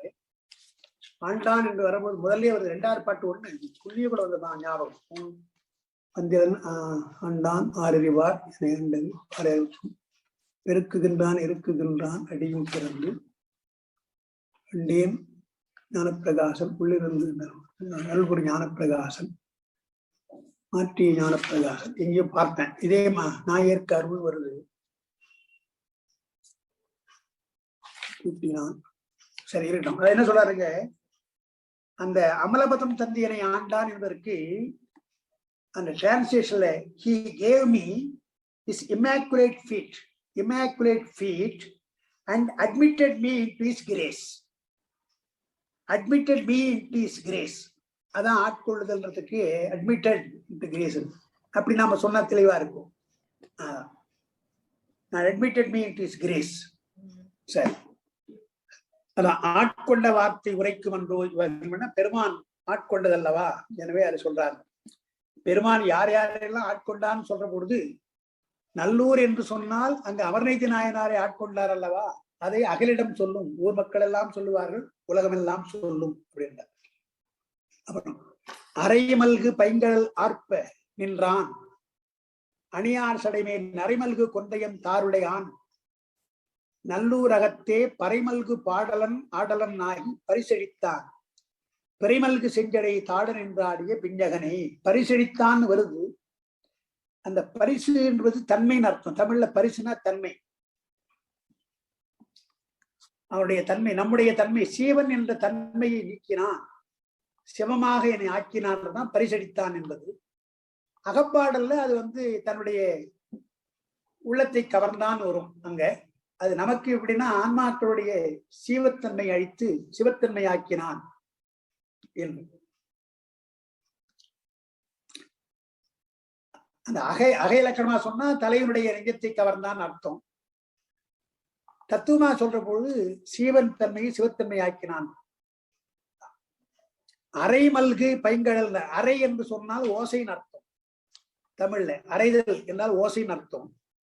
நடனம் ஆடுகின்ற பொழுது அந்த சிலம்பு ஓசை கேட்குதான். அரை மல்கு பைங்கடல் ஆர்ப்ப நின்றான், நடனம் ஆடிக்கொண்டே இருக்கின்றான். நின்றான்னா நின்று ஆடினான் அர்த்தம். அணியார் சடைமேல், அவன் சடையில அணினா அழகுன்னு அர்த்தம், அழகான சடை. அரை மல்கு பைங்கடல் ஆர்ப்ப, ஆர்ப்பனா ஒலிக்கன்னு அர்த்தம். நடனமாடுகின்ற பொழுது முறையாக தாள லயத்தோடு ஆடுகின்ற அந்த லயம். நின்றான் அணியார் சடைமேல் நரை மல்கு, நரைன தேன் அர்த்தம். நரை மல்கு கொன்றையன் தார் உடை உடையான். சடைமேலும் இருக்கிறது, கழுத்திலும் இருக்கிறது. சடைமேல் நரைமல்கு கொன்றையன் தார் ரெண்டு சொல்ல. சடைமேலும் கொன்றை, கழுத்திலும் கொன்றை. தார் என்பது கழுத்துல போடுறது, கண்ணி என்பது தலையில் இருப்பது.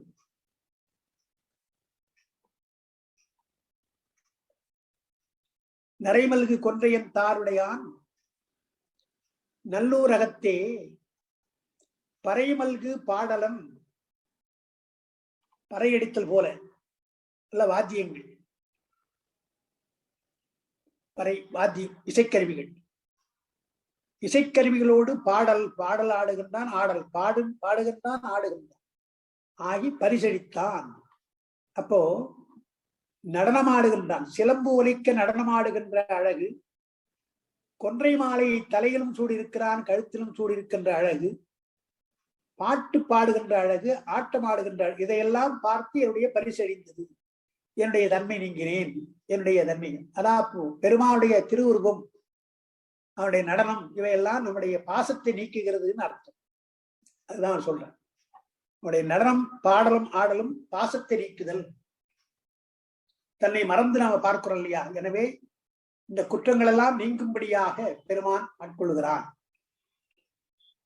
பறைமல்கு பாடலன் ஆடலன் ஆகி பரிசு அளித்தான். பிறைமல்கு செஞ்சடை தாழ நின்று ஆடினான்.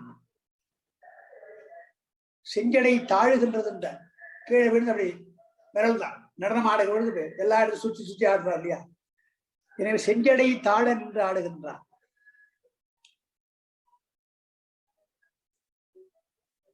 அந்த சடையை சொல்ற பொழுது நாம சொல்றோம் இல்லையா, விரிசடைன்னு ஒரு வார்த்தை சொல்லுவோம். விரிசடை கடவுள்னு சொல்லுவோம். விரிசடைன்னா நடனமாடிக்கொண்டே இருக்கின்றான் என்றது குறிப்பு. அது விரிந்திருக்குது, அப்படியே விரிந்திருப்பதாலே அது விரிசடைன்னு. அந்த பிறைமல்கு செஞ்சடை தாழ என்றாடினான்னா நடனமாடுகின்றான் என்றார். அது பிஞ்சகன் தன்னுடைய தெரியும். பிஞ்சகன்னா தலைக்கோலமுடையது. மன்னிய மாமரையோர் மகிழ்ந்து ஏத்த மருவி எங்கும் துண்ணிய தொண்டர்கள் இன்னிசை பாடி தொழுது நல்லூர் கன்னியர் தாமும் கனவிடை உண்ணிய காதலரை அந்நியர் அற்றவர் அங்கனனே அருள் அருள் நல்கின்பரே. மன்னிய மாமரையோர் மகிழ்ந்தேத்துகிறார்கள். இருக்கொடு தோத்திரம் இயம்பினர் ஒருபால் என்று சொல்ற மாதிரி ஒரு பக்கத்துல மறை ஓதுகின்ற அந்தணர்கள் எல்லாம் மறை ஓதுகிறார்கள். மருவி எங்கும் துண்ணிய தொண்டர்கள். மருவி என்றால் கலந்து அர்த்தம். மனசிலே கலந்தார்கள். மனதிலே கலந்து பெருமாளையை எண்ணிக்கொண்டிருக்கின்ற துண்ணிய என்றால் நெருங்கி இருக்கிறார்கள். நிறைய கூட்டம். துண்ணிய தொண்டர்கள், நெருங்கிய தொண்டர்கள் எல்லாம் இன்னிசை பாடுகிறார்கள்.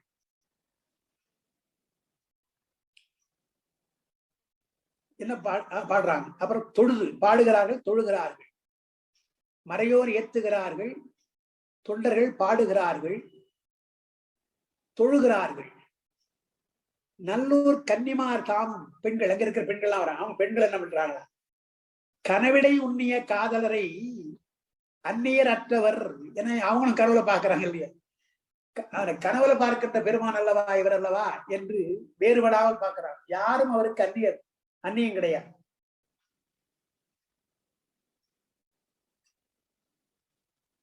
கனவிடை உண்ணிய காதல் என்றாரு. அதுக்கு இங்கே கனவிலே வருவான் பெருமான் துணித்தார். கனவிலே கண்டேன்னு சொன்னார் இல்லையா? அதை வச்சுக்கணும். கன்னியர் தாமும் கனவிடை உண்ணிய காதலர் என்று அந்த கனவிடை உண்ணிய காதல் என்பதனால கனவிலே வர வேண்டும் என்று எண்ணுதல் அர்த்தம். அங்கு கனவில வருவாரா பெருமான் என்று எண்ணுகிறார்கள். நல்லூர் கன்னியர் கனவிடை உண்ணிய காதலர். கனவிலே கண்ட காதலர் அல்ல, கனவிலே வந்தால் நல்லது என்று எண்ணுகிறார்கள் என்றார். அது நாமும் அப்படி சொல்லணும். நமக்கும் கூட பெருமானே நேரே வரவில்லை என்றாலும் கனவிலையார் வரக்கூடாதா என்று கேட்கலாம். நம்ம கேட்கலாம், கேட்டா பெருமான் வருவார். அப்படி காதல் அன்போடு வேண்டினால் கனவிலே வருவான் பெருமான் என்பது உண்மை. அது வள்ளலாருடைய பாட்டு, ஒரு நல்ல பாட்டு, ராமலிங்க வள்ளலாருடைய பாட்டு. பன்னேறு மொழிமடவார் பரவியத்தும் பாதமலர் அழகினை இப்பாவி கண்டால் கண்ணேறு படுமென்றோ கனவிலேனும் காட்டுகில்லாய். பெருமானை கனவுளோட வரவாற்றே, இந்த பாவியினுடைய நான் பாவம் செய்தவன் உன்னுடைய பாதத்தை பார்த்தால் திருஷ்டி பற்றுமோ என்று வரலையா நீ? கண்ணேறு படுமென்றோ கனவிலேனும் காட்டுகில்லாய் அப்படின்னு பாடுறார். பன்னேறு மொழிமடவார் பரவியத்தும் பாதமலர்கள். அந்த பாத அழகினை எல்லாம் இப்பாவி கண்டால் கண்ணேறு படுமென்றோ கனவிலேனும் காட்டென்றால் காட்டுகளாய் பாடுறார். அதுபோல இறைவனை நாம் நனவல காண முடியவில்லை என்றாலும் பெருமானை கனவிலாவது எனக்கு அருளக்கூடாதா என்று கேட்கலாம். அதுதான் அவர் சொல்றார். நல்லூர் கன்னியர் தாமும் கனவிடை உண்ணிய காதலர். பெருமானை விரும்ப அப்படிப்பட்ட அங்கணர் அவர். அந்நியர் அற்றவர், யாருக்கும் அந்நியர் கிடையாது. அந்நியம் இன்மையின் அரண்கடி செல்மே என்றார் இல்லையா? அதுபோல எல்லாருக்கும் ஒரு உறவார், அந்நியம் கிடையாது. எனவே அந்நியர் அற்றவர், அந்நியர் கிடையாது, யாருக்கும் அவர் அந்நியர் கிடையாது. அதை என்ன பண்றார்? அந்நியர் அற்றவர் அங்கனே அருள் நல்கு என்பார். அங்கனம் தான் நமக்கு தெரியும். பெருமானே, பெருமான் கருணையுடையவை எனக்கு நல்கு, எனக்கு நல்க வேண்டும் என்றால் இறங்க வேண்டும் அர்த்தம்.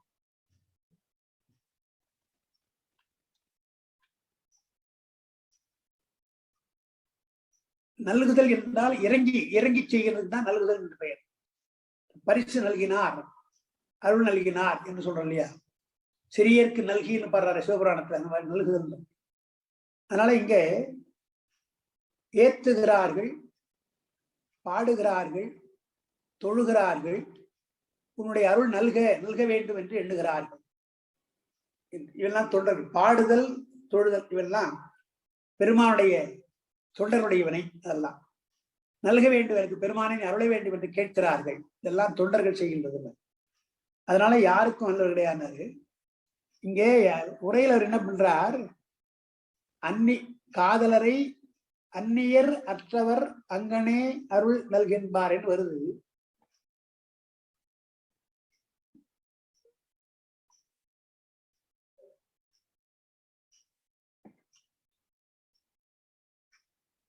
அந்நியர்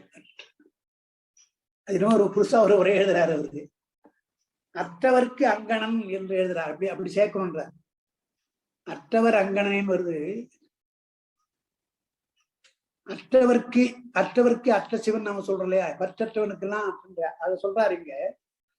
அற்றவர் என்றால் பற்றற்றவன் எழுதுறார். அற்றவர்க்கு அங்கணன், அற்றவர்னா பற்றற்றவர், அவருக்கெல்லாம் அங்கணனா இருக்கின்றான், அவருக்கே எவரும் அந்நியராதல் இல்லை அப்படின்னு எழுதுறார். அதோட அங்க எங்க இருக்குது அந்நியர் வார்த்தை இல்லை. கன்னியவர் தாமும் கனவிடை உண்ணிய காதலரை அந்நியர் அற்றவர் அங்கன என்றார். அதாவது அவனோடு பேதமில்லாமல் இருக்கின்றவர் அவர்தான், வேறு இல்லை. தான் வேறு அவன் வேறு என்று எண்ணாமல் உள்ளத்திலே கலந்திருக்கிறார்களே அவர்களெல்லாம் அந்நியர் அற்றவர், அந்நியம் இல்லாதவர்கள். அவங்களெல்லாம் பக்தர்கள், அன்பர்கள்.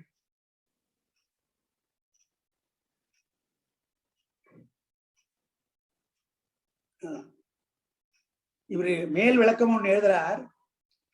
அந்நியர் அற்றவர் என்று சொன்னால் அந்நியரை அற்றவர் போட்டு எவ்வுயிரையும் தம்முயிர் போல் எண்ணுகின்றவன் எழுதுறார். அந்நியர் அற்றவர்னா யாரும் தனக்கு அந்நியம் கிடையாது, எல்லாம் அன்புடையவர்கள் என்று அப்படி சொல்றாரு. அதை விட இதான் பொருத்தமா இருக்குது. சிவபெருமானுக்கு அந்நியர் அல்ல நாம், அதுதான். ஏன்னா அந்நியமின்மையின் அரண்கள் செல்லுமே என்று நாம சொல்றதுனால பெருமான் எப்பொழுதும் நம்மை விட்டு நீங்கல, நெஞ்சத்திலே எப்பொழுதும் விட்டு நீங்காமல் இருக்கிறான் என்பதனால அவன் அந்நியமற்றவன். நாம் தான் அவனை புரிஞ்சுக்கல. எனவே அந்நியமற்றவர் என்று எண்ணினால் அவன் அங்கடனாக இருக்கின்றான். அப்படிப்பட்டவர்களாம் எனக்கு அருள வேண்டும் என்று சொல்கிறார்கள். திருநல்லூரிலே இருக்கின்ற அடியார்கள் எல்லாம் இறைவனை வேறாக எண்ணுவது கிடையாது. அதான் பொருத்தமா இருக்கு. அந்நியரற்றவர் அங்கனனே அருள் நல்கு என்பரேன்னார். சரி. மன்னிய மாமரையோர் மகிழ்ந்து ஏத்த மருவியெங்கும் துண்ணிய தொண்டர்கள் இன்னிசை பாடி தொழுது நல்லூர் கண்ணியர் தாம் கனிவிடை உண்ணிய காதலரை அந்நியர் அற்றவர் அங்கனனே அருள் நல்கு என்பரேன். திருவமர் தாமரை சீர்வளர் செங்கல் நீர் கொள் நெய்தல் குருவமர் கோங்கும் குராமகிழ் செண்பகம் கொன்றை வன்னி மருவமர் நீள்கொடி மாடமலி மறையோர்கள் நல்லூர் உருவமர் பாகத்து உமையவள் பாகரை உள்குதுமே தியானிக்கிறேன்னு சொல்றார். இது அப்படியே நமக்கு அந்த திருக்கோவையார் பாட்டு மாதிரி இருக்கு. அதே மாதிரிதான் இருக்கு. திருவளர் தாமரை சீர்வளர் காவிகள் ஈசத்தில்லை குருவளர் கோங்கு வைங்காந்தல் என்று அப்படியே இருக்கு. திரு அமர் தாமரை, ஏன்னா அது திருக்கோவையார் படிச்சிருப்பார் இல்லையா, படிச்சுதான். திருவளர் தாமரை, திரு அமர் தாமரை, அமர்தாமரை விரும்புகின்ற அர்த்தம். திரு என்பது திருமகள்,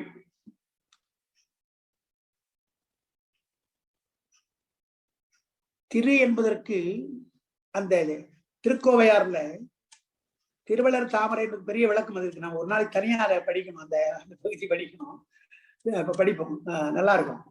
அதுல திரு என்பதற்கு கண்டாரால் விரும்பப்படும் தன்மை அப்படின்னு ஒரு சொல்ற. பார்க்கின்றவர்கள் பார்த்த உடனே மகிழ்ச்சியா இருக்கும், பார்த்த உடனே விரும்புவார்கள், எல்லாரும் விரும்புவார்கள். அதுபோல் உள்ள திரு தாமரை என்று சொன்னால் எல்லாரும் விரும்புவாங்க. அந்த தாமரை அழகா இருக்கு, அழகா இருக்குன்னு சொல்றாங்க இல்லையா, அதுதான் திருன்ற. எல்லாராலும் விரும்பப்படுகின்ற, கண்டோரால் விரும்பப்படுகின்ற தன்மைன்ற, கண்டாரால் விரும்பப்படும் தன்மைன்னு ஒரு அர்த்தம். அப்புறம் திரு என்றால் திருமகள் தங்குகின்ற தாமரைன்னு ஒரு அர்த்தம். திரு அமர் தாமரைன்னு போற. அமர் என்று சொன்னால் விரும்புதல் அர்த்தம். அமர்தல் என்றால் தமிழ்ல விரும்புதல். நாலடியார்ல அறுசுவை உண்டு அமர்ந்து இல்லால் ஊட்டன் ஒரு அமர்ந்துன்னு வரும். அமர்ந்து என்றால் விரும்பின்னு அர்த்தம். அமர்தல் என்றால் விரும்புதல். அதுபோல திரு லட்சுமி விரும்புகின்ற தாமரை. சீர்வளர் செங்கழுநீர் குவளை. அப்புறம் நெய்தல், கழுநீர் என்பது செங்கழுநீர், நெய்தல் பூ. குரு அமர், குரு என்றால் நிறம் அர்த்தம், நல்ல நிறம் வாய்ந்த கோங்க மலர். அப்புறம் குரா என்று ஒரு மலர், அது உமையம்மைக்கு சிறப்பா சொல்வாங்க. குரா என்பது உமையம்மைக்கு சிறப்பா சொல்றது. குரா என்பது. அப்புறம் மகிழ் செண்பகம் கொன்றை வன்னி. இந்த மறு அமர் நீள்கொடி, மறுன்னா வாசனை அர்த்தம். மறு வாசனை, இத்தனை பூக்கள் அங்க இருக்கிறதுனால வாசனை. மறு அமர் நீள்கொடி மாடமலி மறையோர்கள் இருக்கின்ற நல்லூர், வேதியர்கள் எல்லாம் இருக்கின்ற நல்லூர். அங்க உரு அமர் பாகத்து உமையமள். உருன்னா அழகுன்னு அர்த்தாங்க. உரு என்றால் அழகு, அழகுள்ள உமையம்மை பாகத்தில் இருக்கின்றார். அப்படிப்பட்ட பாகனை உள்குதும் நாம் தியானிப்போம் என்று வருது. இதுல உரையிலர் எழுதுறார், தாமரை முதலிய மலரையும் இலையையும் கொண்டு நல்லூர் பெருமானை வழிபடுவோம் என்பது கருத்தாகலாம். இது ஏன் பூக்கள்லாம் சொல்றாருன்னா, இவ்வளவு பூக்கள்லாம் பூத்து கிடக்குது, அதையெல்லாம் எடுத்து கொண்டு வந்து பெருமானுக்கு அர்ச்சனை செய்து வழிபடலாம். ஒருவர் பாகத்து உமையவளை உள்குதும் என்றால் தியானித்து வழிபடலாம் இருக்காதா. தாமரை, செங்கல் நீர், நெய்தல், கோங்கு, குரா, செண்பகம், கொன்றை, வன்னி என்று அந்த பூக்கள் எல்லாம் அலங்காரம் செய்வதற்கு, இலை வன்னி போன்றவையெல்லாம் அர்ச்சனை செய்வதற்கு என்று வைத்துக்கணும். அலங்காரம் செய்து பெருமானை அலங்காரம் செய்து வழிபடணும். இலைகளாலே வில்வம் போன்ற வன்னி இலைகளை அர்ச்சனை செய்யணும் என்று அந்த வன்னின்னு சொல்றார். அதனால்தான் வன்னியை சொல்றோம். ஏன்னா மலர்களோடு வன்னியை சொல்றாரு. தாமரை, செங்கழுநீர், நெய்தல், கோங்கு, குரா, செண்பகம், கொன்றைன்னு சொல்லிட்டு வன்னின்னு சொல்றாரு இல்லையா. வன்னி இலை, அது வன்னி இலை, வன்னி பத்திரம், அதை வைத்து அர்ச்சனை செய்யலாம். எனவே அர்ச்சனைக்குரியது, அலங்காரத்துக்குரியது, அர்ச்சனைக்குரியதா சொல்லுகிறார். ஒருவர் பாகத்து உமையோள் பாகனை உள்குதும் தியானிப்போம்ன்றார்.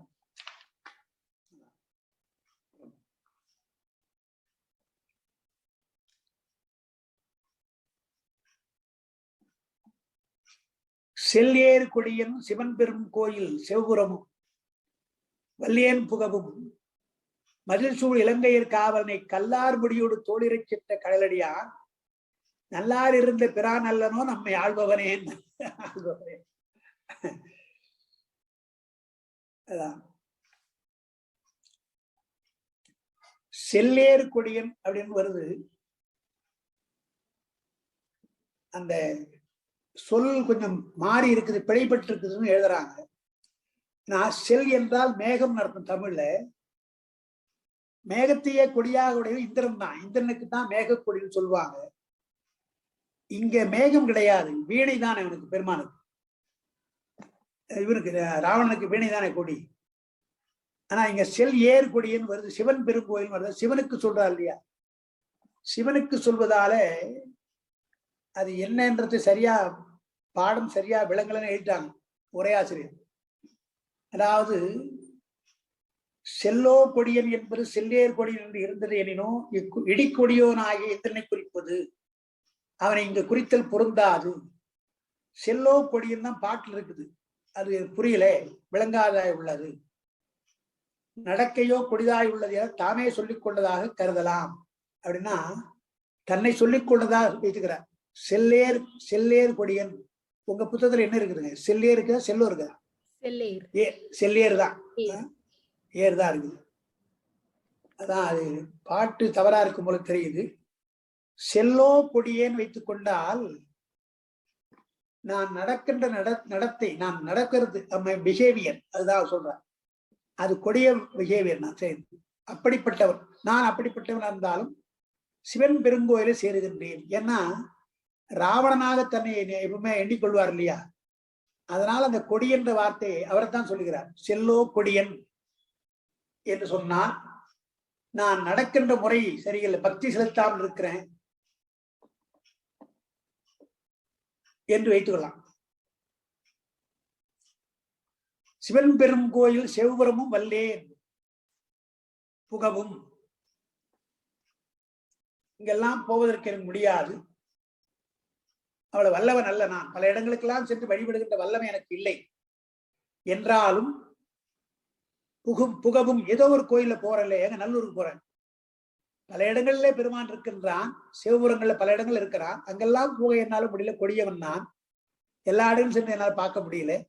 இருந்தாலும் நல்லூருக்கு போறேன். எது போல கொடியவன் என்றால் அரக்கனை போல. அவன் தானே இலங்கைக்கு இந்த இமயமலை வரத்துக்கு கஷ்டப்பட்டு கைலாயத்துக்கு கொண்டு வந்தோம்னு நினைச்சான். எனவே போவதற்கு சோம்பேறித்தனப்பட்டு கொண்டோ அல்லது திமிர்னாலேயோ கைலாயத்தை கொண்டு எடுக்க பார்த்தான். அதுபோல் நானும் பல இடங்களுக்கு போக முடியல, என்னால முடியல, கொடியவனா இருக்கிற அரக்கனை போல இருக்கிறேன். மதில் சூழ் இலங்கையர் காவலனை கல்லார் முடியோடு தோல் இறைச் செற்ற கடலடியான்.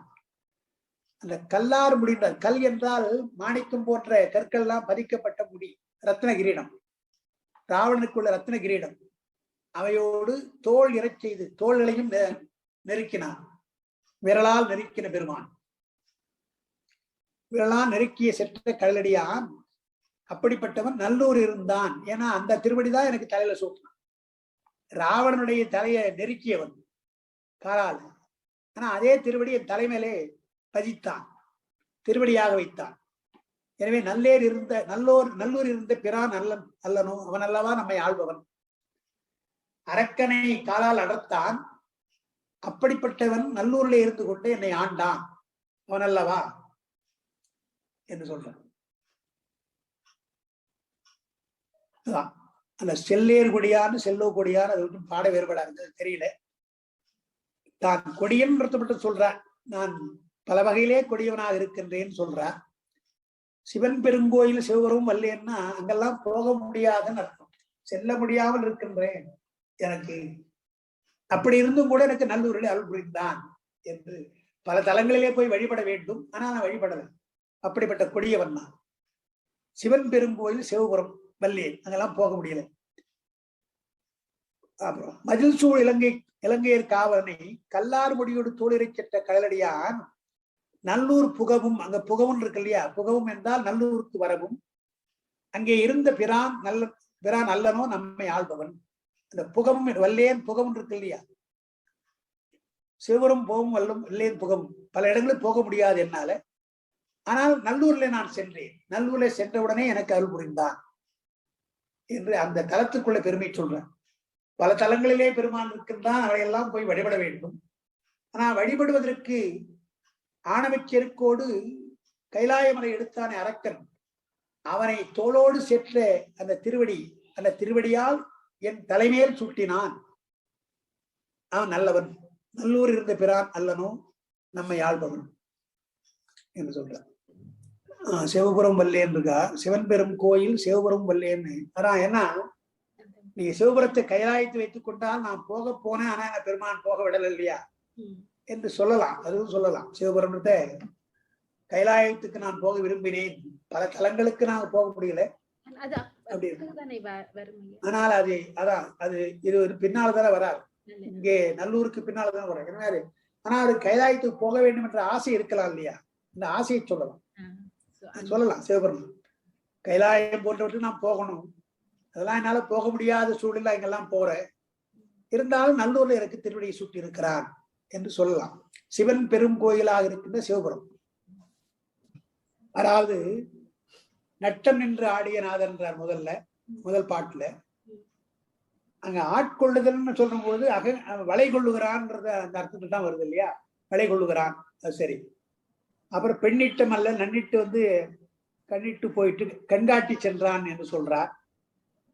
அவர் வடபார் கையிலையும் தென்பால் நல்லூர்னு அந்த கைலாயத்தை சொல்றார். அதான் ரைட் தான், அது மாதிரி அந்த நினைவுதான் வருது. கைலாயம் போல சொல்றார். அந்த அவருக்கு மனசுக்குள்ள அந்த கைலாயத்துக்கு போக வேண்டும் என்ற எண்ணம் இருக்கலாம் தெரியுது. அதனாலதான் அது திருக்காலத்துக்கு போறோன்னே புறப்பட்டு போயிடுறாரு. அப்பர் பாடுற பொழுது, இது சேக்கிழார் பாடுற பொழுது, திருக்காலத்தி மலை தரிசனம் பண்ணுகிற பொழுது கைலாயத்துக்கு போக வேண்டும் என்று முடிவு செய்கிறார்ன்ற மாதிரி பாடுறார். ஆனா அவர் உள்ள கிடக்கையில அவருடைய திருமணிகள்லாம் பார்க்கிற பொழுது அந்த கைலாயம் போக வேண்டும் என்ற எண்ணம் அவருக்கு இருந்து கொண்டே இருக்குன்னு தெரியுது. அதனால அங்கங்க சொல்றார், சொல்லலாம். அதனால இங்க சிவன் பெரும் கோயில், இங்க சிவன் பெருங்கோயில்னா இவர் என்ன பண்ணிட்டாரு, சிவபுரம் மதில் சூழ்ந்திருக்கும் இலங்கைன்ட்டார். இல்ல, அது பொருத்தமா இல்ல. சிவன் பெருங்கோயில் சிவபுரமும் வல்லேன் புகவும், எனக்கு போக முடியல, அதுதான் அது சொல்லலாம். கைலாயத்தை நினைவோடு பாடுறான்னு சொல்லலாம். சிவபுரம் என்பது செல்வர் சிவபுரத்தின் உள்ளான்னு வர்றதுனால அது கைலாயம் தானே. ஆனா இங்க சிவபுரம்னு ஒரு தலம் இருக்குது, நமக்கு இருக்கு இல்லையா, அது சிவபுரம் இருக்கு சொல்லலாம். சிவபுரம் என்பது நமக்கு கைலாயம் சொல்ல தப்பு கிடையாது. அதோட அது திருநல்லூர் பதிவு புரியுதா.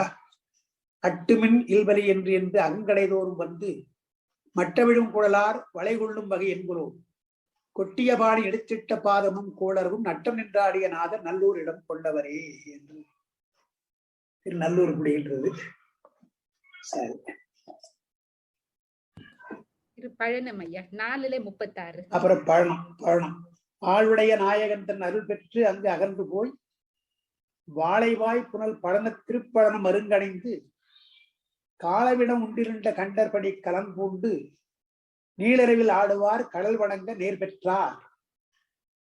அப்புறம்தான் அப்பதியை சூழ்ந்த திருப்பதியில் அரணார்வைகளும் ஒப்பரிய தானங்கள் உள்ளுருகி பணிந்தணைவார். மெய்ப்பொருள் தேர் நாவினுக்கு வேந்தர்தா மேவினார் செப்பெரும் சீர் அப்பூதேடிகளூர் திங்களூருக்கு அப்புறம் போக போறார். பழனத்துக்கு முதல்ல போறார், பழனத்துல நிற்கிறார். அது 4ஆம் திருமுறையில் இருக்கா, 4:36 ஐயா. யார்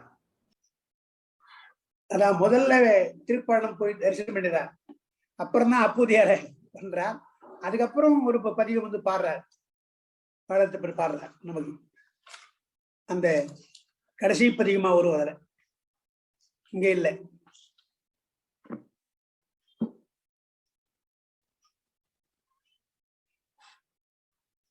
அந்த அந்த பதிகத்துக்கு எப்படி ஆரம்பிக்கிறது உங்க புத்தகத்துல இருக்குமா?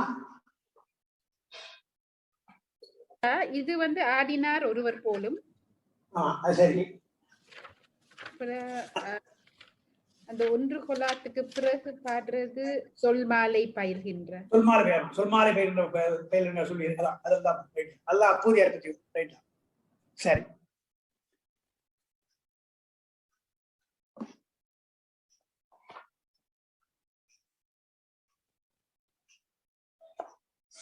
இங்க நமக்கு உங்க 4ஆம் திருமுறை திருவையாதின பதிப்பு தான்.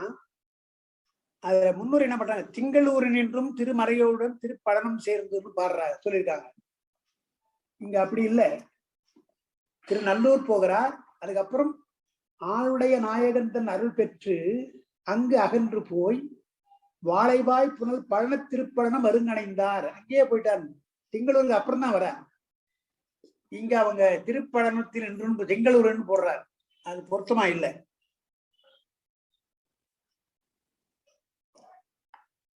திங்களூரன் என்றும் திருப்பறையோடு திருப்பழம் சார்ந்தார். நேராவே திருப்பழம் தான் போயிடுறார். நேரா திருப்பழம் போறாரு. அப்புறம் தான் அப்பூரியார் பார்க்க திங்களூர் வரும்போது பாக்குறான். சரி. ஆடினார் ஒருவர் போலும் அலர்கமழ் குளிரினாலே கூடினார் ஒருவர் போலும் குளிர் புனல் வளைந்த திங்கள் சூடினார் ஒருவர் போலும். தூயன் இருக்கணும், அது துயனன் வருது. தூயனன் மறைகள் 4 பாடினார் ஒருவர் போலும் பழமுத்தியம் பரமனாரே அப்படின்ற. ஆடினார், கூடினார், சூடினார், பாடினார் என்றார். எல்லாரும் சொல்றார். ஆடினார் ஒருவர் போலும்னா அதான முதல் விஷயமே. அதானே டான்ஸ் ஆடுறதானே முதல்ல, அப்புறம் தான் மற்றெல்லாம். ஆடினார்.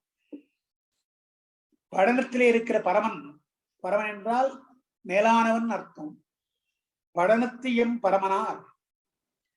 படனம் என்ற சொல்லுக்கு வயல் என்றுதான் அர்த்தம் தமிழ்ல. வயல் சூழ்ந்த இடம், அதான் பழனம். வயல் சூழ்ந்த இடம் தான் பழனம்.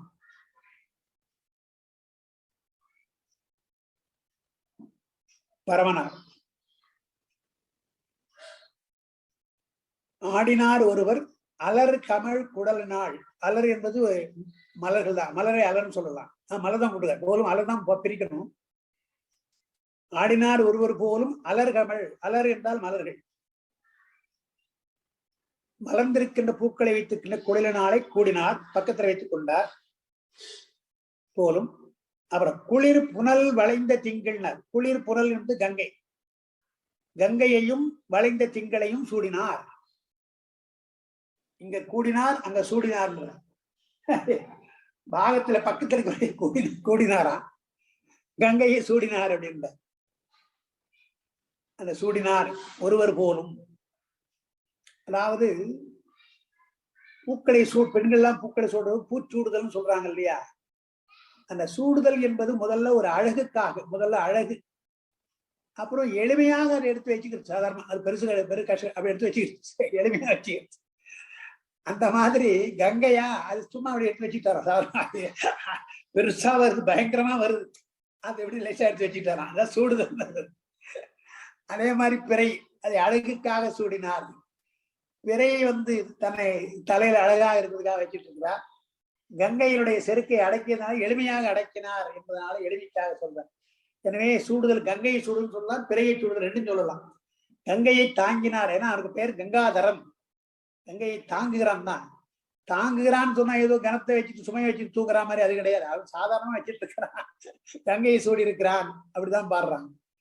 அதான் குளிர் புனல் வளைந்த திங்கள் சூடினார். கங்கையும் குளிர்ந்த தண்ணீரையும் இருக்கிற கங்கை, வளைந்திருக்கிற திங்கள் அதை சூடினார் ஒருவர் போலும். தூயனன் மறைகள் 4 பாடினார். இது எல்லாம் அவர் தான்.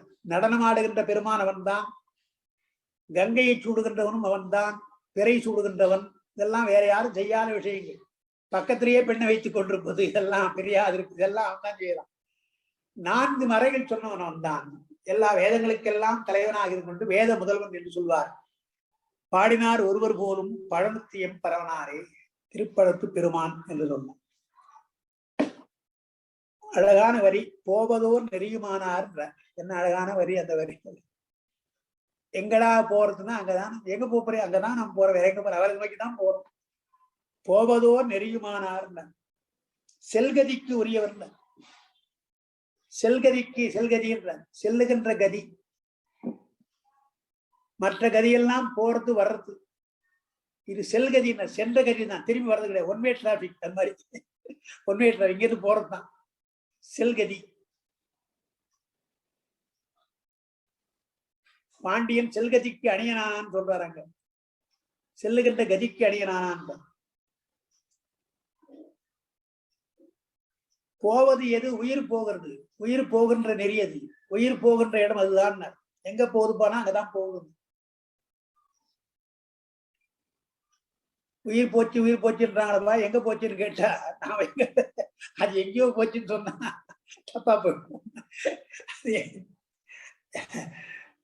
போச்சு வந்துருங்க, போறது வந்துருங்க, கவலைப்படாதீங்க, மீண்டும் ஒரு பிறப்புக்கு வந்துடும் நாம. இது அப்படி இல்லைன்னா போகின்ற கதி இல்லை. அந்த கந்தரலங்காரத்துல பயந்த தனி வழிக்கு துணை வடிவேலும் செங்கோடன் மயூரமேன்னு பாடுறார்.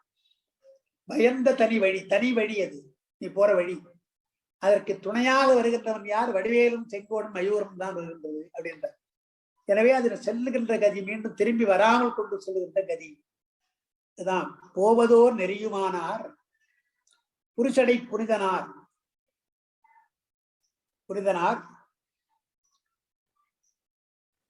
நான் வேவதோர் வினையிற்பட்டு வெம்மைதான் விடவும் இல்லேன், கூவல்தான் அவர்கள் கேளார், குணமிலா ஐவர் செய்யும் பாவமே தூர நின்றார், தூர நின்றார் படனத்தியம் பரமனார் என்ன. அதாவது புருஷடை புரிதனார் அவர்தான் போவதோர் நெறி சொல்றார். அவர்தான் நெறியாக இருக்கிறார். நான் வழியுமாயிருக்கிறேன், ஜீவனாயிருக்கிறேன், இந்த கிறிஸ்துவர்ல ஒண்ணு சொல்லுவாங்க, நான் வழியாயிருக்கிறேன். அந்த மாதிரி பெருமான் தான் வழியா இருக்கிறார். புருஷடை புனிதனார் போவதோர் நெறியுமானார், வழியா இருக்கிறார். நான் என்ன பண்றேன்? நான் வேவதோர் வினையில் பட்டு, நான் என்பது ஆணவம். நான் என்கின்ற வினை, வேவதோர் வினை, வேகின்ற வினை, சுடுகின்ற வினை, அதில் பட்டு வெம்மைதான் விடவும் இல்லேன். வெம்மைன துயரம், வெண் துயரம் வாங்கும். வெண் துயரத்தை விட முடியல என்னாலே. கில்லேன் என்றால் முடியலன்னு அர்த்தம். என்னால் முடியல. கில்லேன் என்றால் என்னால் முடியவில்லை. எது? நான் வேவதோர் வினையில் பட்டு, நான் என்ற சொல்லும் ஆணவத்தினாலே வர, அது விட முடியல, வினையை விட முடியல. அது இல்லாமல் குணமிலா ஐவர்கள், அது மாயை. 5 பேர் மாயை. அது குணமிலா ஐவர் செய்யும் பாவம்.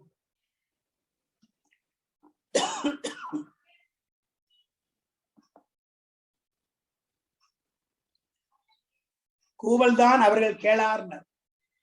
அவர்கள்லாம் ஏன்னா 5 பொறிகள் என்னை விட்டுருன்னு கத்துறாராம், என்னை விட்டுருங்கன்றாராம். ஆனா அதை கேட்க மாட்டோம், பிடிச்சிட்டான். கூவல்தான் அவர்கள் கேளார், குணமிலா ஐவர்னர். மோசமான வேடர்கள் அல்லவா. வேடர்கள் பறவை பிடித்தா விடுவாங்களா? அந்த மாதிரி என்னை பிடிச்சிட்டாங்க அந்த 5 வேடர்கள். கூவல் தான் அவர்கள். நான் கூவுகின்றேன், என்னை விட்டுருன்னு சொல்றேன். நான் உங்கள் சிறையிலே வரமாட்டேன் விட்டுருன்னு சொன்னாலும் கேட்க மாட்டேங்கிறாங்க. கூவல் தான் அவர்கள் கேளார், குணமிலா ஐவர்னர். அந்த 5 பேர் அவர்கள் தான். செய்யும் பாவமே தூர நின்றார். தூர என்று வருது. தூர என்று சொன்னால் தூர்த்து போகும்படியாக அர்த்தம். பள்ளத்தை நிரப்புறோம் இல்லையா, அதுதான் தூர்த்தல். பாவமே தூரல், பாவப்பழி, பாவக்குழி. அந்த குழியை தூர்ப்பது போல இட்டு மண்ணால் நிரப்புவதுதான் தூர்த்தல் சொல்லுவாங்க. பள்ளத்தை தூர்த்தல் சொல்லுவாங்க. அதுபோல் இந்த பள்ளத்தை 5 பொறிகளால் வருகின்ற அந்த பாவக்குழியை தூர்க்கின்றார், நீக்குகின்றார். யார்? படனத்தியம் பரமனார். பாவமே தூரன் என்றார், படனத்தியம் பரமனார். இந்த கூவல் என்பது கூவுதல், கூவுகிறேன். அதாவது வலிமை, துன்பத்தால் கூவுகின்றேன், என்னை விட்டுடுங்கன்னு கூவுறேன். அதான் எதுவும் கேட்கல. கூவல் தான் அவர்கள் கேளார், குணமிலா ஐவர் செய்யும். குணமிலா ஐவர்னார் பாருங்க, அது முக்கியம். அந்த 5 பேர் புலன்கள் பொறிகள் எல்லாம் குணம் கிடையாது, நல்ல எல்லாம் குற்றமுடையவை எல்லாம், நம்மை வீழ்த்துவதற்காக, உயிரை வீழ்த்துவதற்காக உள்ளவை. எனவே குணமிலா ஐவர்னர், நன்மை செய்யாது.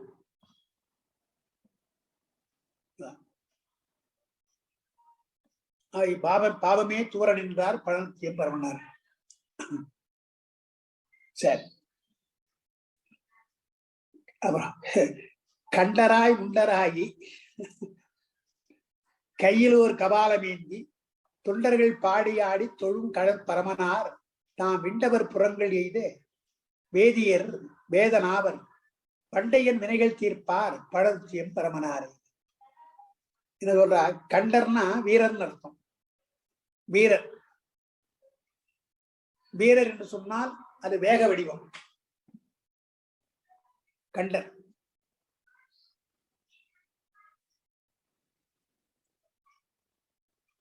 முண்டராகினர்.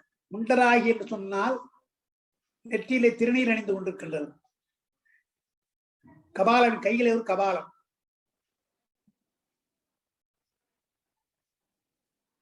தொண்டராய் கண்டராய் முண்டராகி கையில் ஓர் கபாலம் ஏந்தினார். அப்புறம் தொண்டர்கள் பாடியாடி தொழும் கடல் பரமனார். அவருடைய திருவடிகளை எல்லாம் தொண்டர்களும் பாடுகிறார்கள், ஆடுகிறார்கள் அந்த கடலை எண்ணி. அப்படிப்பட்ட பரமனார் என்ன பண்றார்? பரமனார் தான் விண்டவர் புறங்கள் எய்தினார். அந்த விண்டவர் என்று சொன்னால் விண்டவர்னா பகைவர் அர்த்தம். பகைவர்கள்.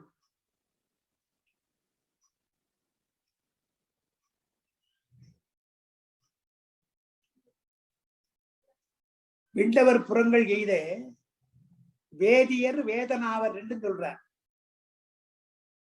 அதாவது வேதியர்களாக இருக்கின்ற அத்தனை பேரும் வேதங்களை கரைச்சு கொடுத்தாங்களானா கிடையாது, வேத ஓதுறாங்களானா கிடையாது. அது போல இவர் அப்படி இல்லை, வேதியராகவும் இருக்கிறார், வேதனாகவும் இருக்கிறார். வேதமும் ஓதுகிறார், வேதியரா இருக்கிறார், ரெண்டுமா இருக்கிறார் அப்படின்றார். அதனால அப்படிப்பட்டவர் புறங்கள் எய்த வேதியர் வேதன் ரெண்டு ஏன் சொல்றார்? வேதத்தை படைக்கின்ற காரணத்தினாலே அவர் வேதனாவர். வேதத்துக்கு பொருளாயிருப்பதாலே அவர் வேதியர். வேதத்தை படைக்கிறார், எனவே வேதனாவர். வேதத்துக்கு பொருளாயிருப்பதாலே வேதியர். அப்படிப்பட்டவர் பண்டையன் வினைகள் தீர்ப்பார். பண்டை என் வினைனால பண்டை வினை வைத்துக்கணும். பண்டை வினை பண்டை என் வினையை தீர்ப்பார். அதே பண்டை வினை என் வினை அப்படி பிரிச்சுங்க. என்னுடைய பண்டை வினை என்பது சஞ்சிதம். இப்ப நான் இருக்கிறேனே, இப்ப வச்சுக்க என் வினை, இப்ப இருக்க கூட இருக்கிற வினை அது பிராரத்தம். ரெண்டையும் தீர்க்கிறார். பண்டையன் வினை தீர்ப்பார் என்றால் பண்டை வினை தீர்ப்பார். இப்பொழுது நான் வாங்கி வந்திருக்கின்ற வினை பிராரத்தத்தை தீர்ப்பார். தீர்ப்பார் பழத்தியம் பரமனாரேனர். கண்டராய் முண்டராகி கையில் ஒரு கபாலமேந்தி தொண்டர்கள் பாடியாடி தொழுகடல் பரமனார்தான் பிண்டவர் புறங்கள் எய்த வேதியன் வேதனாவர் பண்டையன் வினைகள் தீர்ப்பார் பழத்தியம் பரமனார். அப்புறம் நீரவன் தீயினோடு நிழலவன் நிழலதாய பாரவன் விண்ணின்மிக்க பரம் அவன் பரமயோகி ஆரவன் அண்டமிக்க திசையினோடு ஒளிகளாகி பாரகத்து அமிர்தமானார் படனத்து எம்பிரான பரமனாரே என்ற. நீராக இருக்கிறார், நெருப்பாக இருக்கிறார். நிழல் என்றால் ஒளின்னு அர்த்தங்க தமிழ்ல. சில இடங்கள்ல நிழல் என்றால் ஒளின்னு வரும். ஒளி. அப்புறம் பாரவனாக இருக்கின்றான், விண்ணாக இருக்கின்றான். விண்ணுலகத்துக்கு மேலாக இருக்கிற விண்ணில் மிக்க பாரம் அப்படின்னார் பாருங்க. விண்ணுலகம் என்பது நாம் சொல்லுகின்ற தேவலோகம். அதிலே மிக்கவன், அதை விட மிகுந்திருக்கிறான், சிவலோகத்தில் இருக்கிறான். அதுக்கு மேல் பரசிவனாக இருக்கிறான். எனவே விண்ணின் மிக்க பரம் அவன் பரமயோகியினர், மேலான சிவயோகி. அவனை இந்த அஷ்டாங்க யோகத்தினாலே அடைய முடியாது, பிராசார யோகத்தாலே அடையக்கூடியவன். எனவே பரமயோகியினர். பரம் அவன் பரமயோகி. ஆரவன் வார்த்தை வருது. ஆறுதல் என்றால் எங்கும் பொருந்துதல் அர்த்தம். எங்கும் பொருந்தி இருக்கிற வியாபகத்தை குறித்து. வியாபகத்தான் என்று ஆரவன் சொல்லலாம். வியாபக பொருள் ஆரவன்.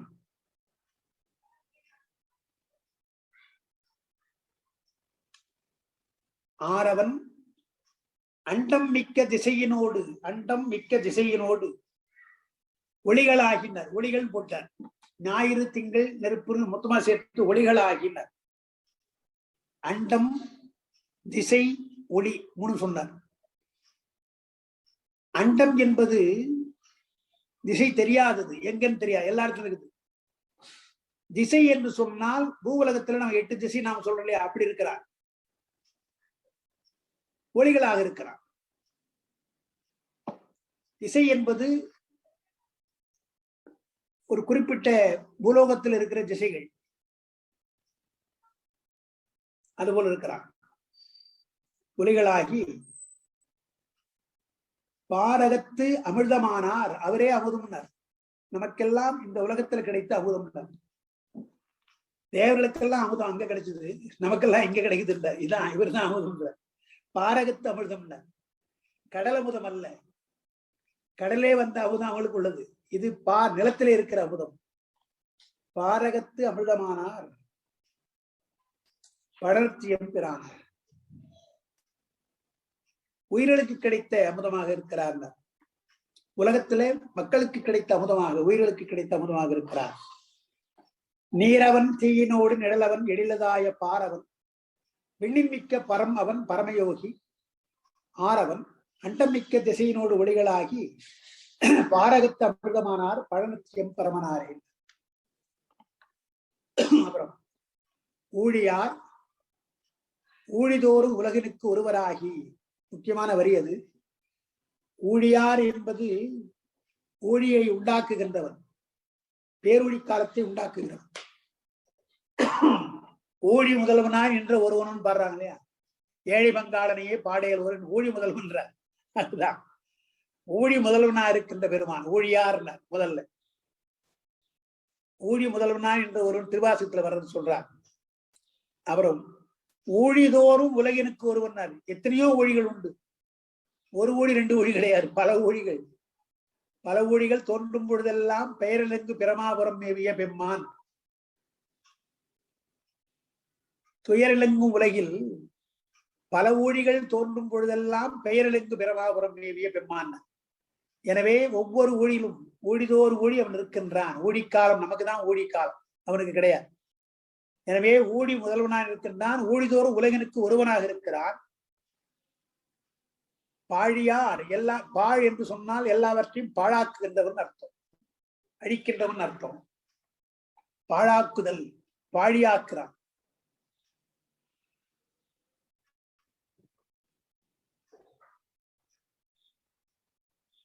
பாவம் தீர்க்கும் வந்ததுனால ஏன் ஒடுக்கம் செய்கிறான் என்றால், பாவங்களை எல்லாம் தீர்ப்பதுதான் ஒடுக்கம். உயிருடைய பாவம் எல்லாம் தீரும்படியாக அதை அழிக்கின்றான், பாழாக்குகிறான். பாவ வினைகளை எல்லாம் பாழாக்குகிறான்.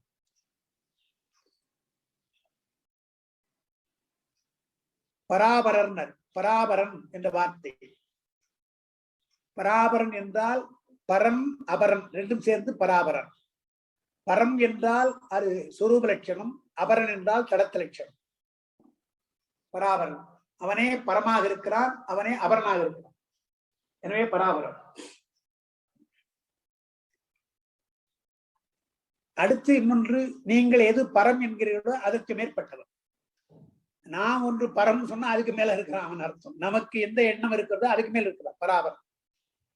பரமதாயன், பரம் அது, அதாயன் பரமதாயன் வருது, பரம் அதுன்னு வரும். அதுதான் பரத்துவம், அதான் முதற் பொருள். பரம் அது. அந்த அது என்ற சொல்லுக்கு நமக்கு தெரியும், பிரம்மத்தை குறிக்கிற சொல்லாக அவங்க சொல்றாங்க. நாம அதை பரம் அது மேலானதுன்னு சொல்றோம். அதுதான், ஆனா அது மேலானதுன்னு சொல்றோம். பரம் அது முதற் பொருள். பரமதாய, பராபரன் பரமதாய ஆழியான் அன்னத்தானும் அன்றவருக்கு அளப்பரிய பாழியார். ஆழியான்னா சக்கரமுடையவன் திருமால், அன்னத்தான் அன்னத்தை உடையவன், 2 பேர் உண்ட. அது ஏன்னா ஆழியான் சக்கரத்துனா அவர் என்ன சும்மா போயிட்டேன்னாரு, இவரு அன்னத்து மேல போனார், எனவே அன்னத்தான்ட்டாரு. அன்னப்பறைய போனார் இல்லையா, எனவே அன்னத்து போனார், அன்னத்தான். ஆழியான் அன்னத்தான் அன்று அவர்களுக்கெல்லாம் அளப்பரிய பாழியார். அங்க பாழி என்றால் வலிமைன்னு அர்த்தம். வலிமை பெருமை எல்லாம் சொல்லலாம், இது வேணா சொல்லலாம். இங்க உரையில் அவர் எழுதுறாரு, அகலம் வலி நகரம் பெருமை வீடு பாழ் என்பவற்றை எதுவும் பொருந்துள்ளார். பாழினா எல்லாம் பொருந்தும். பாழின்றது என்னென்ன எல்லாம் பொருந்துட்டார். அகலமா இருக்கிறான், வலிமையா இருக்கிறான், ஒரு இடமாக இருக்கிறான், பெருமையாக இருக்கிறான் என்று பாழியாக இருக்கிறான்னா அவனுடைய பெருமையெல்லாம் அழிச்சுட்டார் இல்லையா?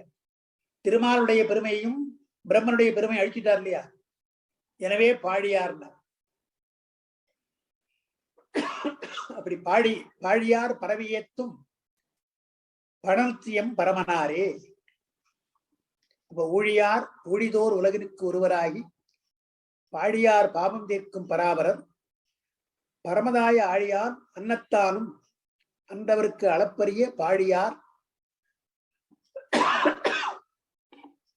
பரவியத்தும் பணத்தியம் பரமனாரே.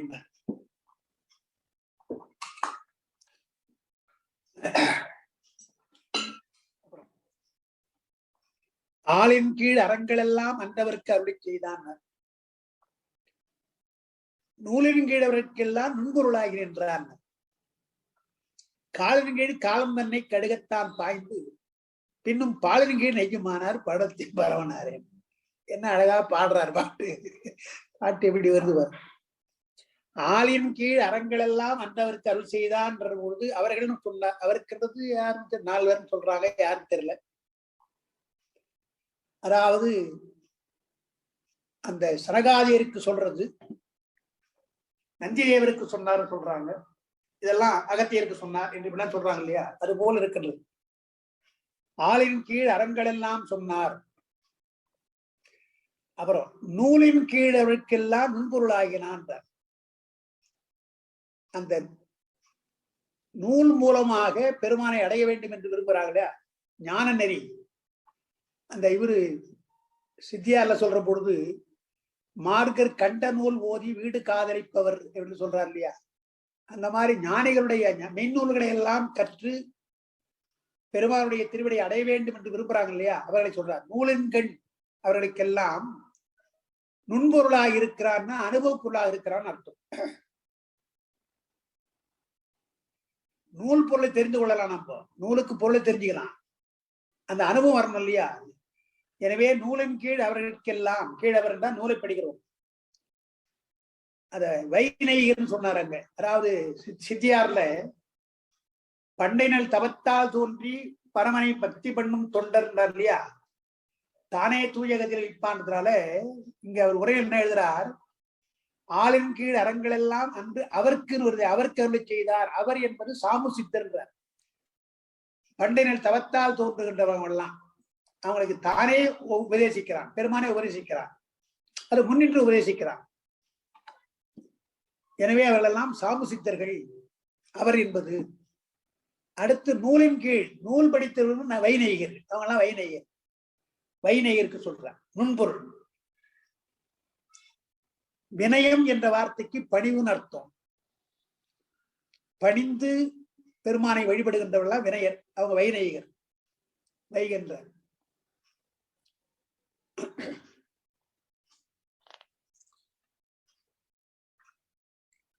ஆளின் கீழ் அறங்கள் எல்லாம் அன்றவருக்கு அருளை செய்து நூலின் கீழ் அவர்களுக்கெல்லாம் நுண்பொருளாகின்றான். அந்த நூலுக்கு பொருள் என்பது நேரா ஒரு சொல்லுக்கு பொருள், அது வேற. சொல்லுக்கு பொருளாக அந்த பொருளுக்கு அனுபவமா வருகின்ற போதுதான் அது நுண்பொருள் என்று நம்ம சொல்றோம். அதான் நூலின் கண் அவர்களுக்கெல்லாம் நுண்பொருளாகின்றான்னா, ஒரு நூலுக்கு நாம் பொருள் சொல்ற பொழுது அவரவருக்கு என்ன பொருள் தோன்றுகின்றதோ அந்த அளவுக்கு தான் தெரிவிக்கிறான். எந்தெந்த உயிருக்கு என்னென்ன பக்குவமோ அந்த அளவுக்கு தான் பொருளை சொல்றாரு தவிர, திருமூலர் சொல்றது போல தங்கி மிகாமை வைத்தான் தமிழ்ச்சாத்திரம்னார், பொங்கி மிகாமை வைத்தான் பொருள்தானமே என்றார். பொங்கி மிகாமை வைத்தான் பொருள், ரொம்ப எக்ஸாஜரேட் பண்ணி சொல்லாத, ஃபார்ஃபெச்டா சொல்லாதன்ற சொற்களை நேரா சொல்லு, வீணா உன்னுடைய கருத்துக்கு இணைத்து வளைத்து சொல்லாது. எனவே பொங்கி மிகாமை வைத்தான் பொருள்தானமே என்றார். ஒரு பாட்டுக்கு என்ன பொருள், அதுக்கு என்ன உட்பொருள், அதோட பொருள் மேலும் மேலும் மேலும் சில பேர் சொல்லிட்டே இருப்பாங்க. ஒரே பாட்டுக்கு ஒரு 10-15 பொருள் சொன்னா அதோட பொருத்தம் இல்லை என்றான். அதான் நூலின் கீழ் அவர்களுக்கெல்லாம் நுண்பொருளாகி நின்றான். காலின் கீழ் காலம் தன்னை கடுகத்தான் பாய்ந்தான் உரைத்ததுக்கு சொல்றார். பாய்ந்தான். பாலின் கீழ் நெய்யுமானார். பாலில் படு நெய் போல் மறைகின்றான்றதுனால அதை எப்படி வைத்துக்கணும்? ஆளின் கீழ் அறங்கள் எல்லாம் சொன்னது ஒரு தகுதிக்காக சொன்னது, நேரடியா பெருமான் சொன்னது சாமுசித்திற்கு. அடுத்த நிலை உள்ளவங்க தான் அந்த வைநேகிகர்கள். நூலின் கீழ் அவர்களுக்கெல்லாம் சொன்னது வைநேகிகர்கள். காலின் கீழ் காலன் சொன்னான் என்றால் அவர்களெல்லாம் தேவர்கள், தேவர் பிறப்பாக இருக்கிறார். அவர்களை எல்லாம் அவர் சரியா புரிஞ்சுக்கல, யமனை போல அவர்களால் சரியா புரிஞ்சுக்கல. அப்புறம் பாலின் கீழ் நெய்ன்றது நாமெல்லாம் சகலர்கள், நமக்கு ஒண்ணுமே புரியல. பால்ல நெய் இருப்பது போல ரொம்ப மறைஞ்சிருக்கிறான் பெருமான். அதாவது ஆலமரத்தின் கல்லால் மரத்தின் கீழே இருந்து நேரடியாக வெளிப்பட்டு அவளுக்கெல்லாம் உபதேசிக்கிற ஒரு நிலை, நூல் பொருளாக இருந்து மறைந்திருந்து நூல் பொருளாக இருந்து உரைப்பொருளாக இருந்து அனுபவத்தை தருகின்ற ஒரு நிலை, தேவளுக்கெல்லாம் சரியா புரியாதவளுக்கு தண்டித்து தன்னுடைய இருப்பை காட்டுதல், பாலின் கீழ் நெய்யா இருந்து மறைந்திருக்கிறான் பெருமான். சகலருக்கெல்லாம் முற்றிலும் மறைந்திருக்கான். பால்ல நெய் இருக்கான்னு கேட்டா இல்ல, பார்த்தா தெரியவே இல்லை. அதை பக்குவப்படுத்த பின்னால் தான் நெய்யாகிறது. எனவே பக்குவப்படுவதற்காக சகலரை படைத்திருக்கிறான். சகலர் பக்குவப்படுத்த பின்னால் அவர் நெய்யாக வருகிறான். அதுவரையில் பாலின் கீழ் நெய்யாக இருக்கிறான் என்று சொல்றோம். அப்படி பல வகையா சொன்னதுதான் காரணம்.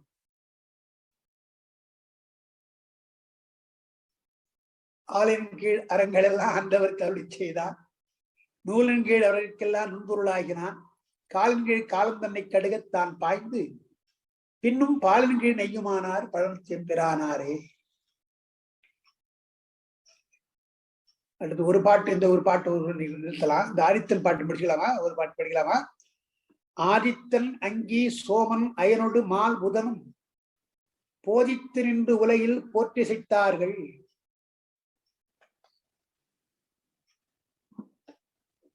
இந்த 4ஆம் திருமுறை தான் வரும்னு நினைக்கிறேன்.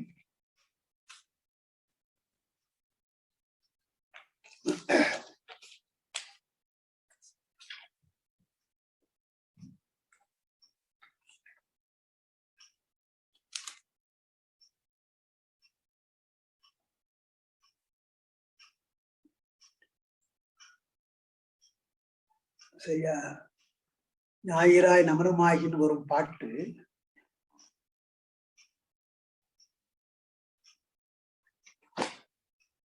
வேற எங்கன்னா வருதான்னு தெரியல, டக்குன்னு எனக்கு முதல் வரி ஞாபகம் வரல. அதாவது அட்டதிக்கு பாடல்களை பற்றி வரும். 8 திசை சொல்ற பொழுது கொஞ்சம் நான் இதுல பாக்குறேன். இல்ல கண்டுபிடிக்க முடியல. அதாவது நாம் சொல்ற அஷ்டதிக்கு பாலகர் நாம் சொல்றோமே, கிழக்குக்கு இந்திரன் என்று நாம சொல்றோம், மேற்குக்கு வருணன் சொல்றோம்.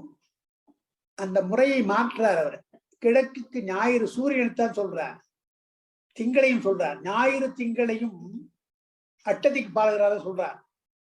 நாம் அப்படி இப்போ வேத நெறிகள் அப்படி சொல்றது கிடையாது. கிழக்கே இந்திரன் ஒரு வார்த்தை சொல்றது, சூரியனுக்கு கொடுக்கறது கிடையாது, சந்திரனுக்கும் ஒரு திசை கொடுக்கறது கிடையாது நாம் வேத நெறிகள்.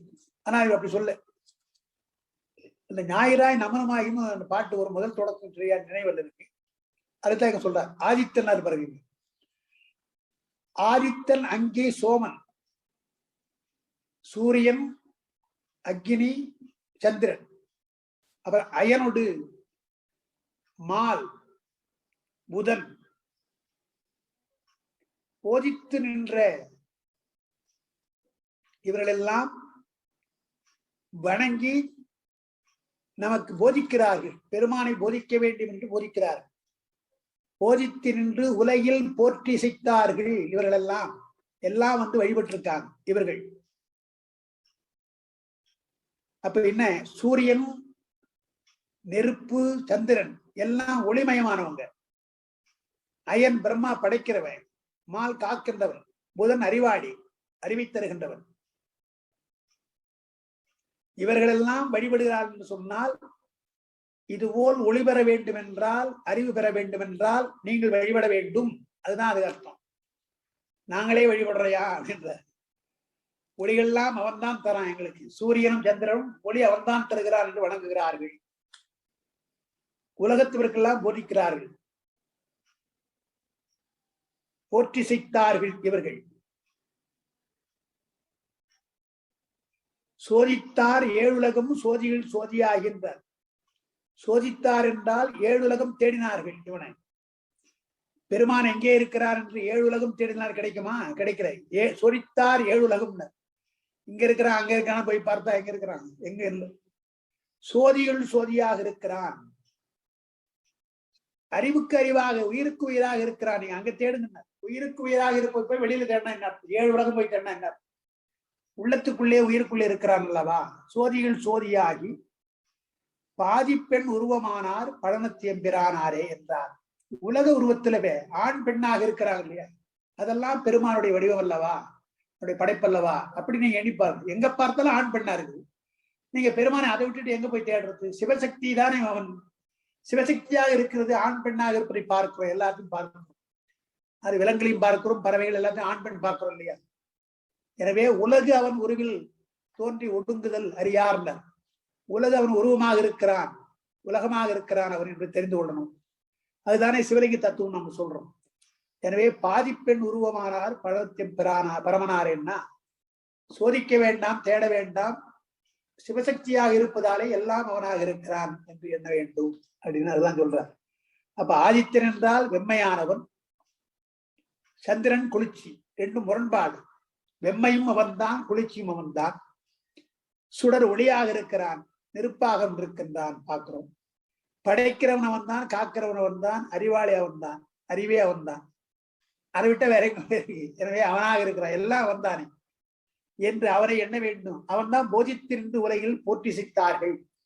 நாங்கள் எல்லாம் பெருமானை வழிபடுகின்றோம் என்று நமக்கு எடுத்து காட்டினார்கள். நீங்களும் உய்ய வேண்டும் என்றால் வழிபட வேண்டும் என்று தேவர்கள் திக்குப்பாளர்கள் வழிபட்டு செய்கிறார்கள். அதை விட்டுட்டு நீங்க தேடினீங்கன்னா, வீணா தேடினால், வழிபாட்டை தவிர நீங்கள் தேடினால் அகப்பட மாட்டான். வழிபட்டால் உங்களுக்கு பெருமான் அகப்படுவான் என்று சொல்லி வீணாக வழிபாடு இல்லாமல் தேடினால் கிடைக்க மாட்டான். உலகமெல்லாம் அவன் மயமாக இருக்கிறது, சிவசக்தியாக இருக்கிறது. அப்படிப்பட்ட உருவமானால் பழனத்தியம் பரமனாரே என்று சொல்லி முடிக்கிறார். சரி, அதுவரை நாம் இன்னைக்கு நிறுத்தி வைக்கலாம்.